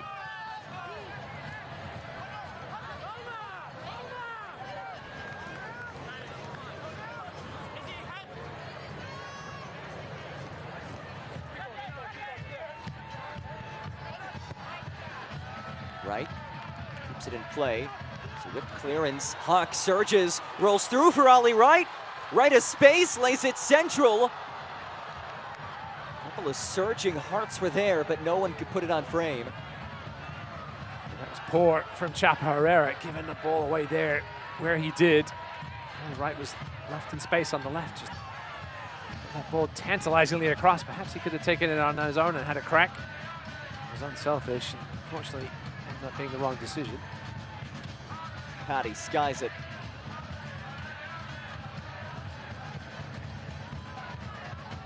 Robles gets it back. He goes down. They play on. An incredulous reaction from the visitors as Wright pings it forward. Kamara surges and could not get there. That was an interesting one. He was certainly looking for the foul, Robles. And the question is, did the defender leave the foot in there? For Robles to tumble over. Let's take another look at it here. Fay coming across. We certainly got a. We've seen penalties been given for less, John. Certainly. I'll say that much. Fay left that foot in there. We'll have our first substitution of the evening. So a break for Hearts, but we will see a change. JT Kamara enters. Walter Varela departs. Kamara tied for the team lead with 3 assists this season, also as a goal. Certainly an impact attacking piece off the bench for Bobby Murphy. Yeah, Varela with the one shot on target tonight. Talahaka with the other. JT Kamara certainly more of a flashy offensive player than Varela. See him down that right side now. Substitution brought to you by Springer's Jewelers. First alteration of the night for either coach.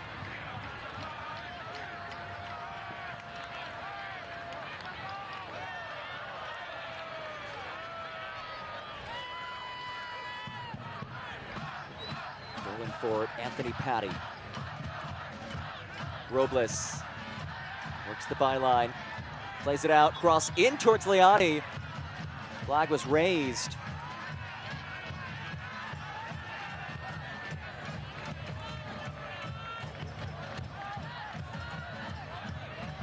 Portland Hearts of Pine is proud to team up with our Dirigo partners. Visit Maine, Maine Health, Hannaford, Bernstein Schur, Springer's Jewelers, and University of Southern Maine.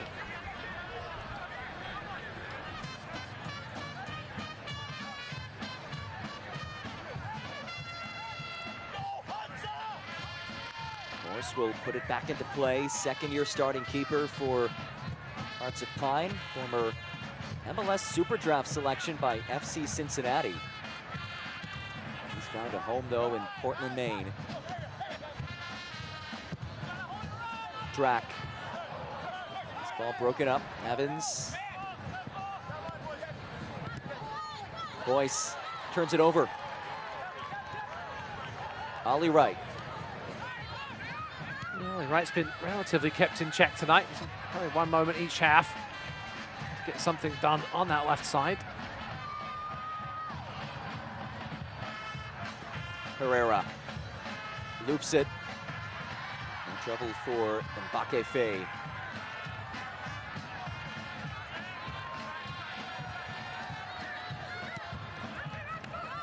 Here is the aforementioned Ollie Wright, who, as we touched on in the open, will be playing in the Drive for Kids Celebrity Golf Outing next month. It's amazing. You look at the list of celebrities, Patrick Dempsey, the list, and he's very involved with this club and Maine in general. But Vince Carter, Jerome Bettis, Peyton Pritchard, some big-time major athletes. Ollie Wright's on the list as well because he's a star here in Portland. Bobby Murphy said he did play with Ollie, and he said Ollie's not playing in that for his golf abilities, that's for sure. I think Patrick Dempsey may have had a say in that decision. The soccer game definitely better than this golf game. How's your golf game these days, Ross? Oh man, I haven't played it forever. Oh. And this is the time of year to do so in South Florida. It's nice and hot. Rates go down a bit as Leoni's speaking it down. Leoni took one of the chops there. Accidentally. Can I step off? No. Leoni. Good to see him back on his feet. Roughly 6,000 fans packing Fitzpatrick Stadium as Leoni gets checked on. Hey, you know how you call this one? You're so happy to call that one. It's the same thing. You're already on a caution. Shut your mouth. Okay, stand there. Be quiet. Leoni chatting things over with the AR. Zaldiati appears to be okay. Judging by the joking he's having with somebody there on the sideline. Hasn't had a ton to do tonight. No shots yet for the former Portland man. Just one touch in the opposition's box. That's probably the disappointing number tonight for the man up top. See how long it takes for Dave Dixon to make his moves here in the second half. Daddy joined with somebody on this near sideline. I think he might have been with Ali Wright. His former teammate.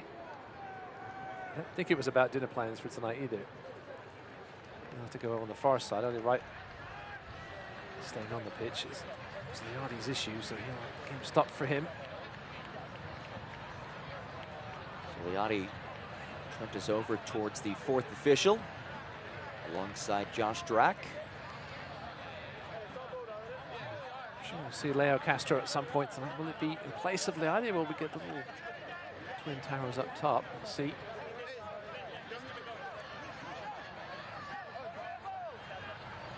Final 25 minutes in this match. We're 20 minutes through in the second half. Ross, your thoughts on what we've seen so far in half number 2? Yeah, it's been disappointing so far.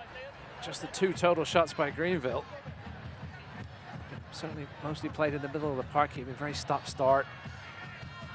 Not much action at all in either final third.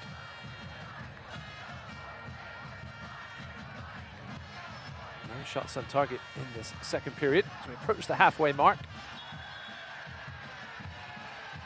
It's been a bit of a scrappy affair from start to finish with a couple of quality chances for each team. Both teams with a sub 0.5 XG. Greenville at 0.45, Hearts at 0.31. Yeah, I think it's been a frustrating match for everybody involved, fans, players, coaches. It's just been tension, just sort of stop-start and choppy. There's been no real flow. Midfield battle for those that love midfield battles. See if we get some time. Leardy takes another one in the head. Trying to shake it off now, but holding his head with his hand. The referee's going to have to stop this because that's the second one in a couple of minutes for Leardy. Knew exactly what to do with this man. They played with him last season. They sort of physicaled him out of this game at times. Not that he's an easy man to do such a thing to. JT Kamara. Leardy, the imposing 6'1", number 9 for this team. And we get back to it.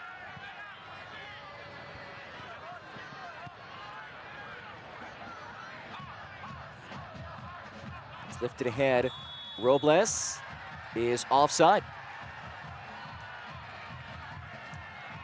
4 offsides in the first half. That's the second one of the second half.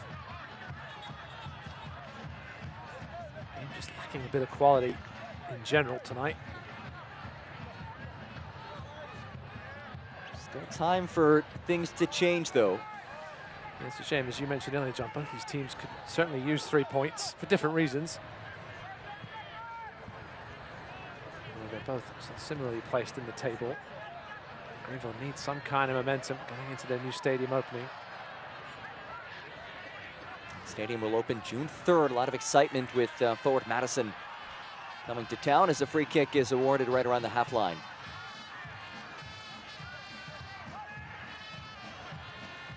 Portland just haven't been able to put together back-to-back wins yet this season in any competition. One against the Cosmos in the league, and then one first game of the season. They actually played the Cosmos twice, and they're the only 2 wins they have in league play. And then the cup win, obviously, last week against Rhode Island.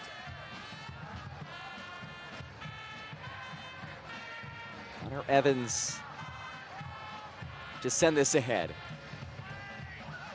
Evans' ball headed across. Comes out to Boyce. Boyce does well to stay on it. Boyce pops it central and disposed of with ease. Yeah, Greenville trying to replicate that chance they had in the first half when Fricky knocked it back. Here's a chance here. A brilliant ball in and buried. Rodrigo Robles ends a 461-minute scoring drought for Greenville Triumph. Subs getting involved. You can see what it means to them to end the drought. Came out of nowhere. Free kick was cleared away, and the Portland defense just kind of fell asleep for a half second. And that's the man you don't want to do that when he's around, because Rodrigo Robles will make you pay. You can see him sort of just hanging out of that back post. Chapo Herrera saw him, lobbed it in there. Najron lost track. Faye was trying to scramble to get back across. Mohamed caught out of position. Rodrigo Robles with the composed finish. Hawks players were looking for the offside flag, but he was clearly onside, Rodrigo Robles. Just a mess at the back from Portland. Greenvilles are off the schneid.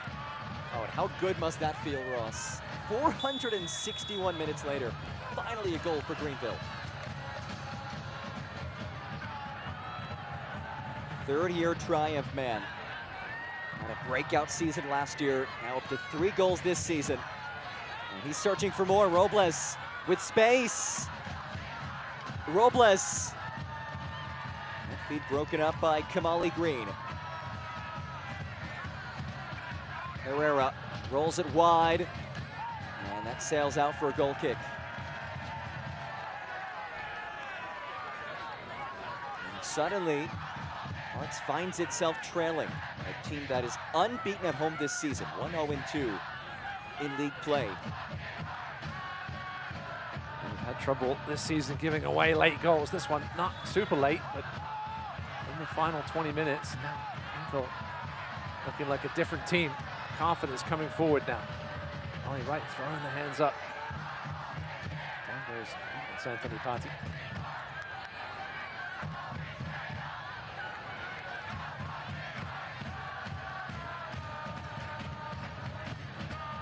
Won't be any hurry to get up. Gives his team a bit of a break, so we're going to have another substitution coming. There's Patti back on his feet. Maybe not. I wonder if this changes Dave Dixon's plans, if he was perhaps ready to make an attacking sub. Yeah, I'll have to think twice about that. His team trying to hang on and end a 3-match losing skid in league play. Evans works it out wide. It's a low ball that's broken up. Barbosa has to clear it away, can't do so. It will be a corner kick. All sorts of trouble at the back at the moment. Kamali Green imploring his back 4 teammates to get their act together here. Greenville looking to pounce and make it 2-0. Just the second corner kick of the match for Triumph. Only the 3rd corner kick in all for this match.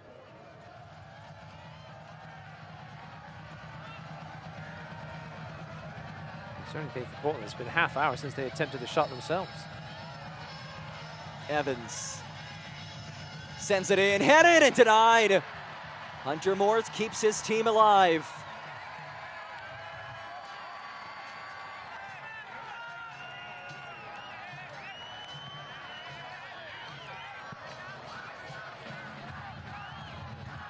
Throw-in from Benito Fritz. Now he'll actually leave it off to Evans.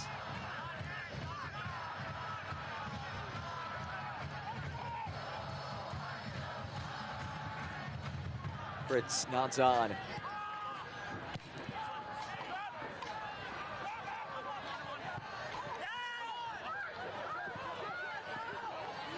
Flag stays down for Wright. And he does win a throw. Coming over to this side to help out with Ollie Wright. I think it's been a task he's been given all night tonight. He's double teamed Ollie Wright at times when he's been in dangerous positions. Mo Mohammed. Surges. Mohammed unleashes an ambitious effort. And it will be a goal kick for Knight.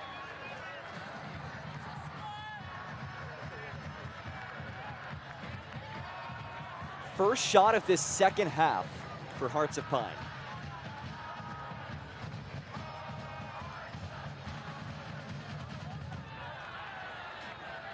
And Dave Dixon will make a change. Lucas Meek heads on for the goal scorer.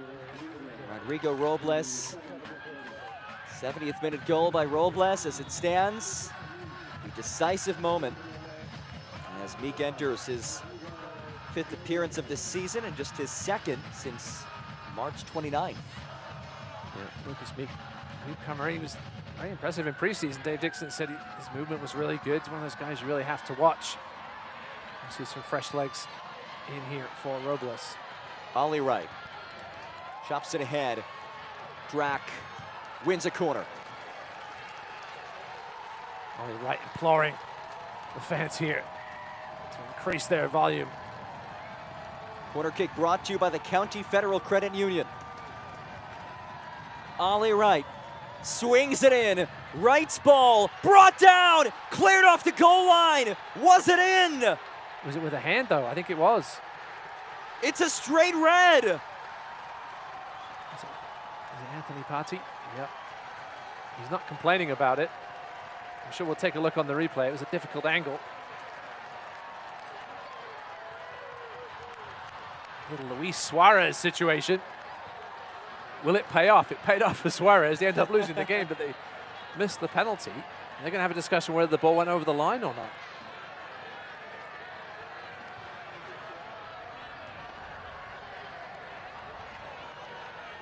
Let's take a look here. Corner swung in by Wright. Comes down. Can't really tell there. Perhaps we will from this angle. Patti at the back post. Yeah, you can tell there, just swatted it away with his left hand. Certainly doesn't look like it crossed the line from that angle. It will be a penalty as a result. Kuhn with the ball in his hand, and all night trying to psych him out of it. So just as it looked like things were going Greenville's way. Chance for Portland to equalize. We'll see if that decision by Anthony Patti to sacrifice himself paid off or not. If Amal Knight can somehow keep this one out. Michel Poon-Andron holds it, and he will leave it off to Ollie Wright. I was going to say. Who else would it be? Scored one last week in the Cup. 5 goals and 3 assists across his last 6 matches. Ollie Wright, he's Mr. Hearts. He can level things late.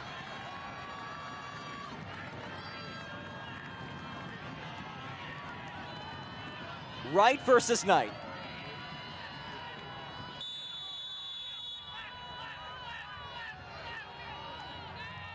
Ollie Wright, clinical. Hearts level.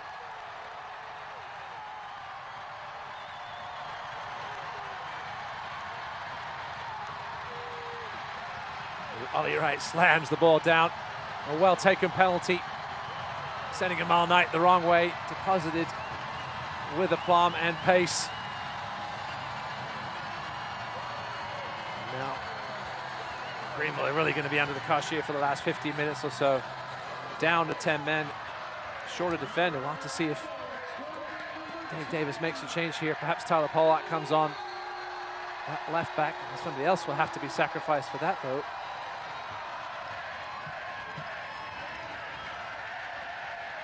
Goal brought to you by Oakhurst Dairy. Ollie Wright is his 4th of the season.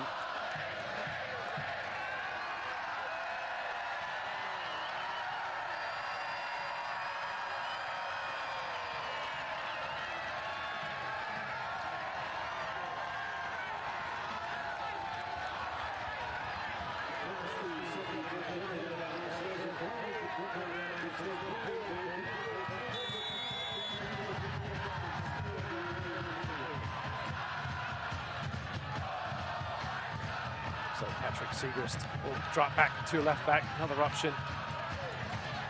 And Dixon had it at his disposal with Segrist already on the pitch at left wing. Jack Evans on, Scarlett on. Both those changes brought to you by Springer's Jewelers. So Hearts playing up a man for the remainder of this match. A match that for the first 68 or so minutes was pretty lifeless, chock full of juice.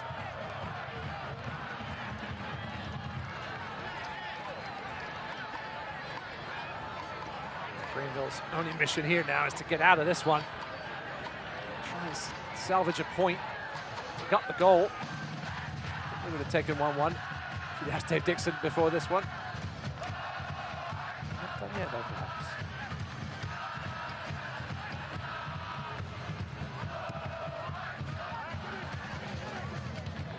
in play. Boyce got a toe on it. Evans heads on. Barbosa could not clear. Meek leaves it off. No trouble for Morse. Chapa Herrera looking to just chip one in. Agliati worked hard tonight, as does Agliati, but doesn't have much reward at the end of those efforts.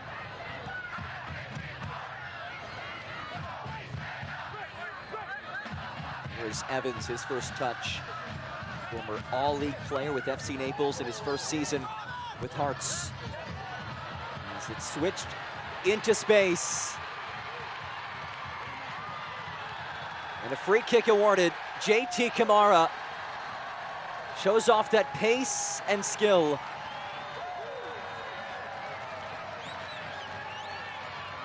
Yeah, Kamara's pace, just too much there. You can see the Greenville defense panicking.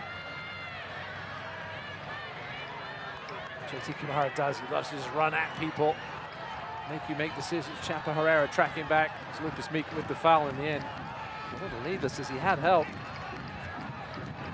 JT Kamara wanted to have a crack at it, but looks like Josh Drack will be the one perhaps to get the chance there for his preferred side. Saw Drack earlier send a free kick from the opposite side of the box, off the post.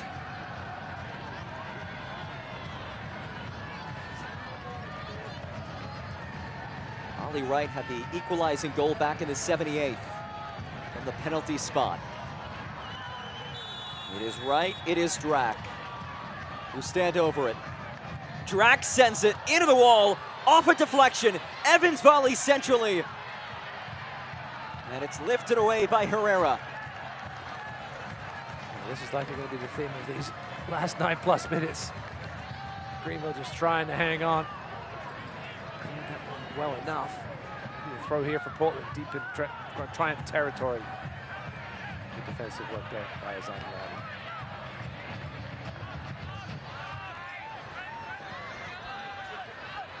Final minutes of this one.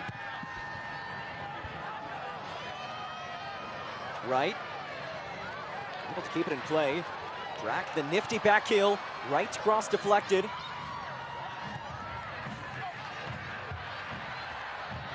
Meek could not win it, but it is rolled on to Lucas Meek. Meek dances. Boyce now, back for Meek. Promising for Greenville, but Liati just ran out of steam. And here comes Josh Drack. Barbosa. Punanjaran. Wide for Kamara. Somehow stays with it. And sent away clear.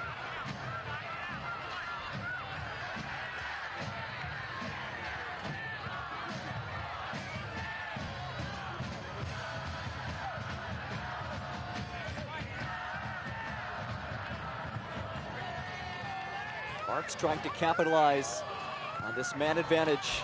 Right, it's a lovely ball through. Kamara, back for Ollie Wright, who scored just minutes ago. Barbosa, pressed to switch. Telegraphed a bit, and here comes Meek.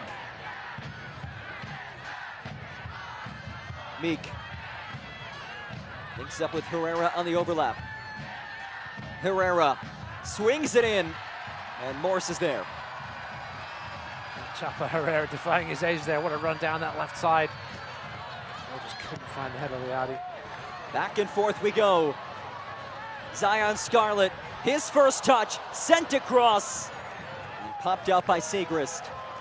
Segrist panicked a bit there. He had time. I'm all night just trying to tell him that. Getting end to end now. Tired legs out there. Greenville have still only made one substitution. 5 minutes to go.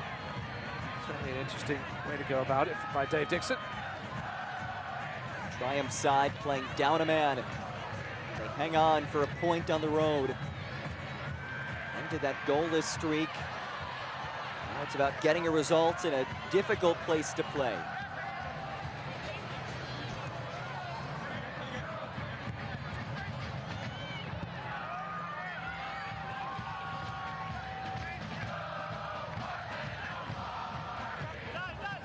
Drack. Right. Races after it. There's airborne and is dispossessed.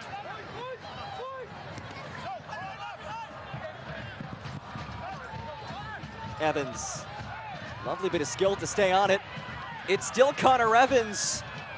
Links up with Lucas Meek. Meek, turned away by Drack. Poon-Angeron now. Flings it ahead. Scarlett surges. Amal Knight well off his line. And it's popped away out. A gamble for the ages by Amal Knight. I saw that yellow jersey flash coming from the left side of the screen. I said, what is he doing? But it was the right decision in the end by the Jamaican keeper. Cut there just in time. Front of Zion Scarlett, his fellow Jamaican. Just imagine this ball's in the air. Right, just got enough of the ball. Not be called for the foul. Yeah, you can see it there. Clattered into Zion Scarlett on the follow through, but plenty of the ball. And here is the second substitution. Devin Boyce makes way. It will be the veteran goal scorer, Leo Castro. Hasn't scored this season, but he enters today 1 goal shy of tying the Triumph career goal records, 29 in his storied Greenville career. He's had to adjust to life off the bench. This would be a good time to pop up and score a winner, though.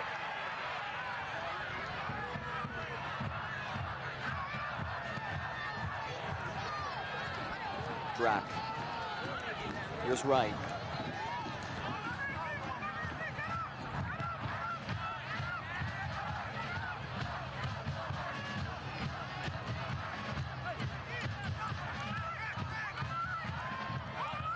Michelle Poon-Angeron finds Ollie Wright. Barbosa. JT Kamara. Kamara looking for the other Kamara, no relation. And Amal Knight is there.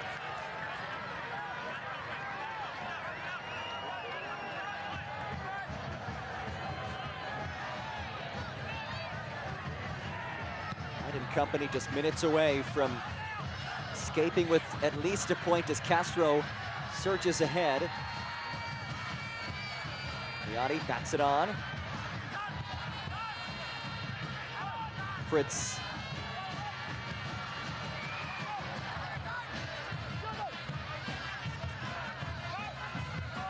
There's Castro. Recently inserted. Castro flings on for Fritz. His cross comes back towards Castro. Just a split step behind it.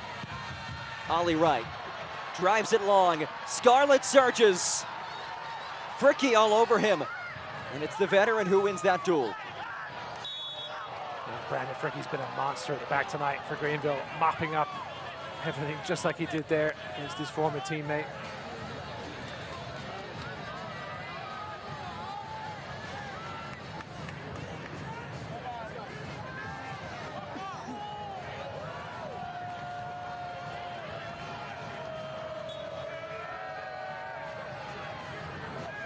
Rodrigo Robles gave Greenville the 1-0 edge in the 70th minute.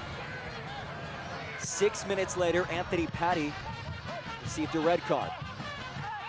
Ollie Wright converted the penalty kick. And that brings us to where we are now. 1-1 in the dying minutes of this match.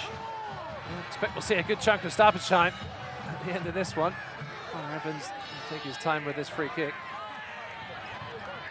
I mentioned Greenville was trying to get something out of this game, looking for some kind of bit of confidence going into that 1-1 Knox match and then the stadium opening. If they can hold on here, all on the point, will certainly give them something to build on. Certainly. Not done yet though, perhaps. Evans headed away. He races to the second ball.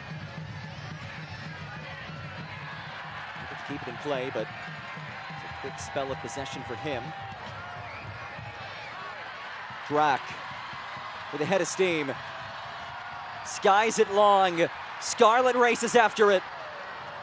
Segrist calmly lifts away, and a throw on the way as we march towards stoppage time.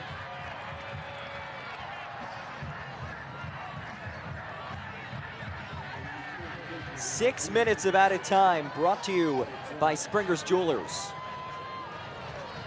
Ample time for one last moment of magic.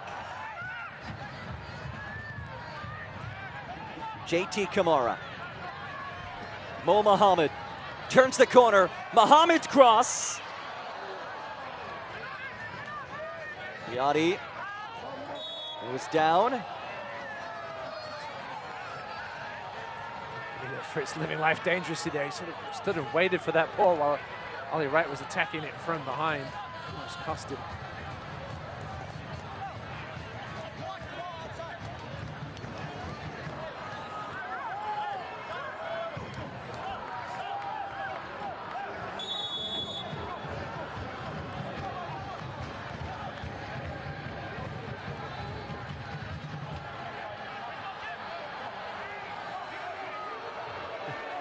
All night hearing it from the fans on this near side, as you would expect.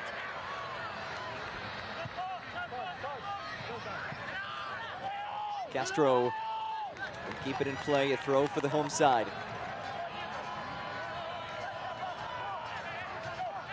Pine's unbeaten, Hearts of Pine unbeaten at home this season. As it's lifted long. Well, Greenville have not won on the road this year. As it stands a point apiece. Need there defensively. Meek. Oh, how about the spin? Lucas Meek taps ahead. It's Evans who surges. Evans lays it off. Liati, no!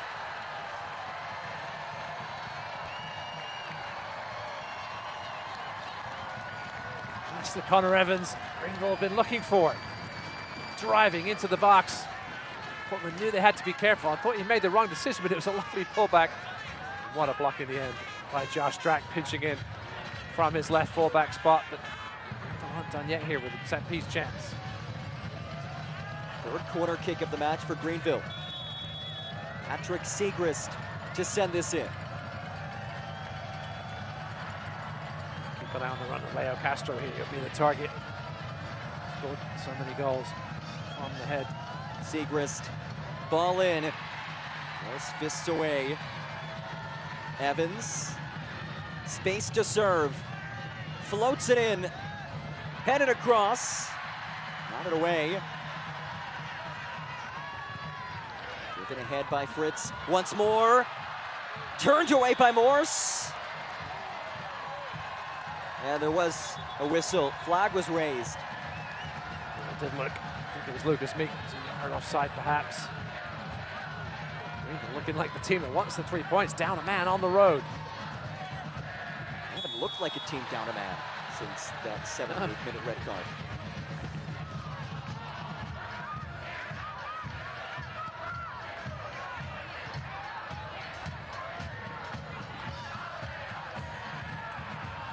Mohammed.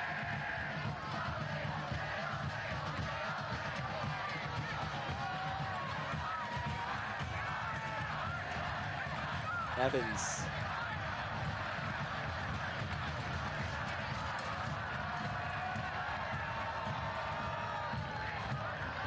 Mohammed. There's Breck Evans. Evans floats one. Brought in by Drack.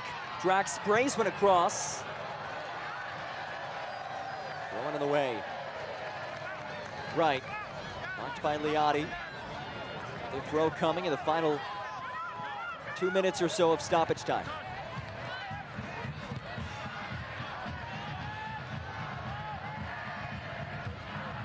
Mohammed. This ball denied by Herrera.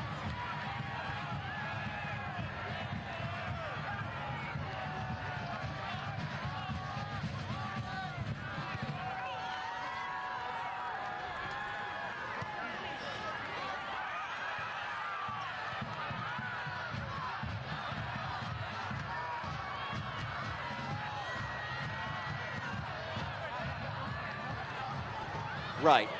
Nods down for Drac. Into the area. Drac plays off of Fricky. Brings it back in. And Knight is there. A great job by Brandon Fricky. Had to avoid giving away the penalty. Had to avoid giving away the corner. If he could as well, just stood his ground. Allowed Drac to get around him. He knew the angle was going to be so tight. And all night, as long as he covered his near post, he'd be okay. Greenville hanging on for dear life here. Final seconds. Ollie Wright.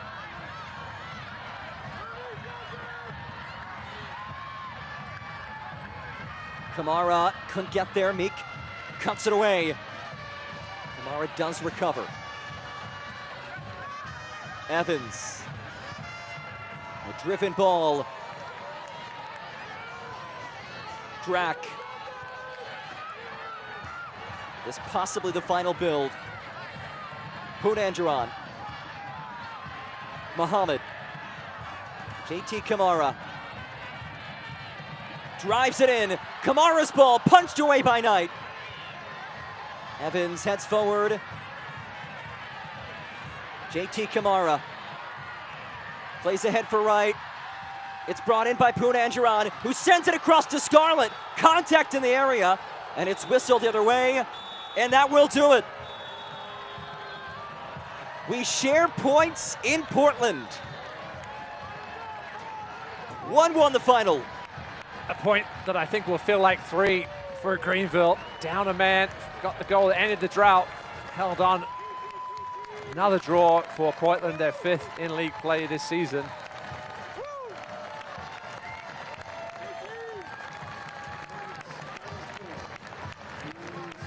(1-1) final in this match as we take a look at our man of the match. Brought to you by LL Bean. It is Michel Punanjaran. Won 12 possessions tonight, 3 times more than anybody else on his Portland team. Did a great job in the middle of the park alongside Diago Barbosa in limiting the impact of the likes of Connor Evans and Chapa Herrera in the middle for Greenville. So 1-1 the final score. It was a pretty quiet first 68 minutes, but things got pretty wild after that. We'll wrap things up when we get back. 1-1 the final between Hearts of Pine and Greenville Triumph. Watches have always held a special place in the way we mark accomplishment. Even long before wristwatches existed, pocket watches were treasured belongings, passed down from one family member to the next. If you're celebrating a milestone or creating one, we'd love to help you find the timepiece that marks it. Visit us in-store, try on your favorites, and let's find that timepiece that will tell your story for years to come. This is you. When you sign up for Trellis Health, this is your team. Seriously, these people. At Trellis, your primary care provider, physical therapist, pharmacist, health coach, and behavioral health clinician work together for better results. With same-day visits and 24/7, 365 telehealth, your care is primary with us. Become a member today. Welcome to Trellis Health. Visit trellishealth.org. At PAPE, we've dedicated over 50 years to making sure you do better. That means better prices you can always count on. It means you'll find extensive inventory. It means you can expect top-notch service. And most of all, it means you'll work with a team that listens to what you need and makes it a priority. So why are we so driven to make sure you do better? Because at PAPE, the only thing we love more than cars is people. Final score brought to you by Eldridge Lumber. Bobby Murphy and company pick up a point. Back-to-back league draws for his Hearts side. 1-1 the final against Greenville Triumph as we roll the tape on the match that was brought to you by High Roller Lobster Co. Devon Boyce here with the free kick. Connor Morse, full stretch to his left in the first half. Big save, your death in those first 45 minutes. Morse didn't have a ton to do, but stepped up when needed. On to the 70th. Full clearance here. Chapa Herrera finds Rodrigo Robles wide open. A decent first touch and the finish for Portland napping a little bit at the back after that clearance as they were stepping out. Roberts just hung around and smashed it home. And first goal in forever for the Triumph. Looked like they might hold on for the 3 points, but Portland would tie it up on the penalty. This is our save of the match, brought to you by Kennebec Savings Bank. At the back post here, Anthony Batti, who would be the one got sent off in the end. The header here, 6 yards out. Moss with a good scrambling save to his left. Not enough power on that header to beat the goalkeeper of his caliber. Another set piece not well cleared at the back post, and here's Anthony Batti. Would it count as a save? I don't know. He certainly used his hand. The ball Knight was well beaten. Anthony Batti sent to the early shower. Full stretch to his left. Got the hand up by the head. Trying to make it look like he headed it, but Marie Carvajal had a good view of it, and Ollie Wright, as you would expect, stepped up, slotted it home to tie things up. So Patti's decision doesn't work out in the end, but it would have got in anyway. So the point won by Greenville is a valid one. That goal, our Visit Maine play of the game. Now we're full-time Scots, brought to you by Maine Health. Yeah, Greenville, all things considered, a solid performance on the road. Certainly their best of the season. Finally ended the goal drought, outshot Portland, even with being down a man for the last 50 minutes and under pressure. Could have certainly have won it late on as well. As the Portland, another draw in the bank, but they're adding up. 2 points dropped at home for Bobby Murphy's men. So 1-1 the final score. Hearts of Pine moved to 2-5 in the season. Meanwhile, Greenville triumphed its first draw of the campaign, now 2-1 on the year. Hearts will host Spokane Velocity next Saturday. In a rematch of last year's semifinal, Triumph will play at One Knoxville next Friday. For all of us, my broadcast partner Ross Davenport, my name is John Gross saying so long. Portland Hearts of Pine, Greenville Triumph, 1-1 the final.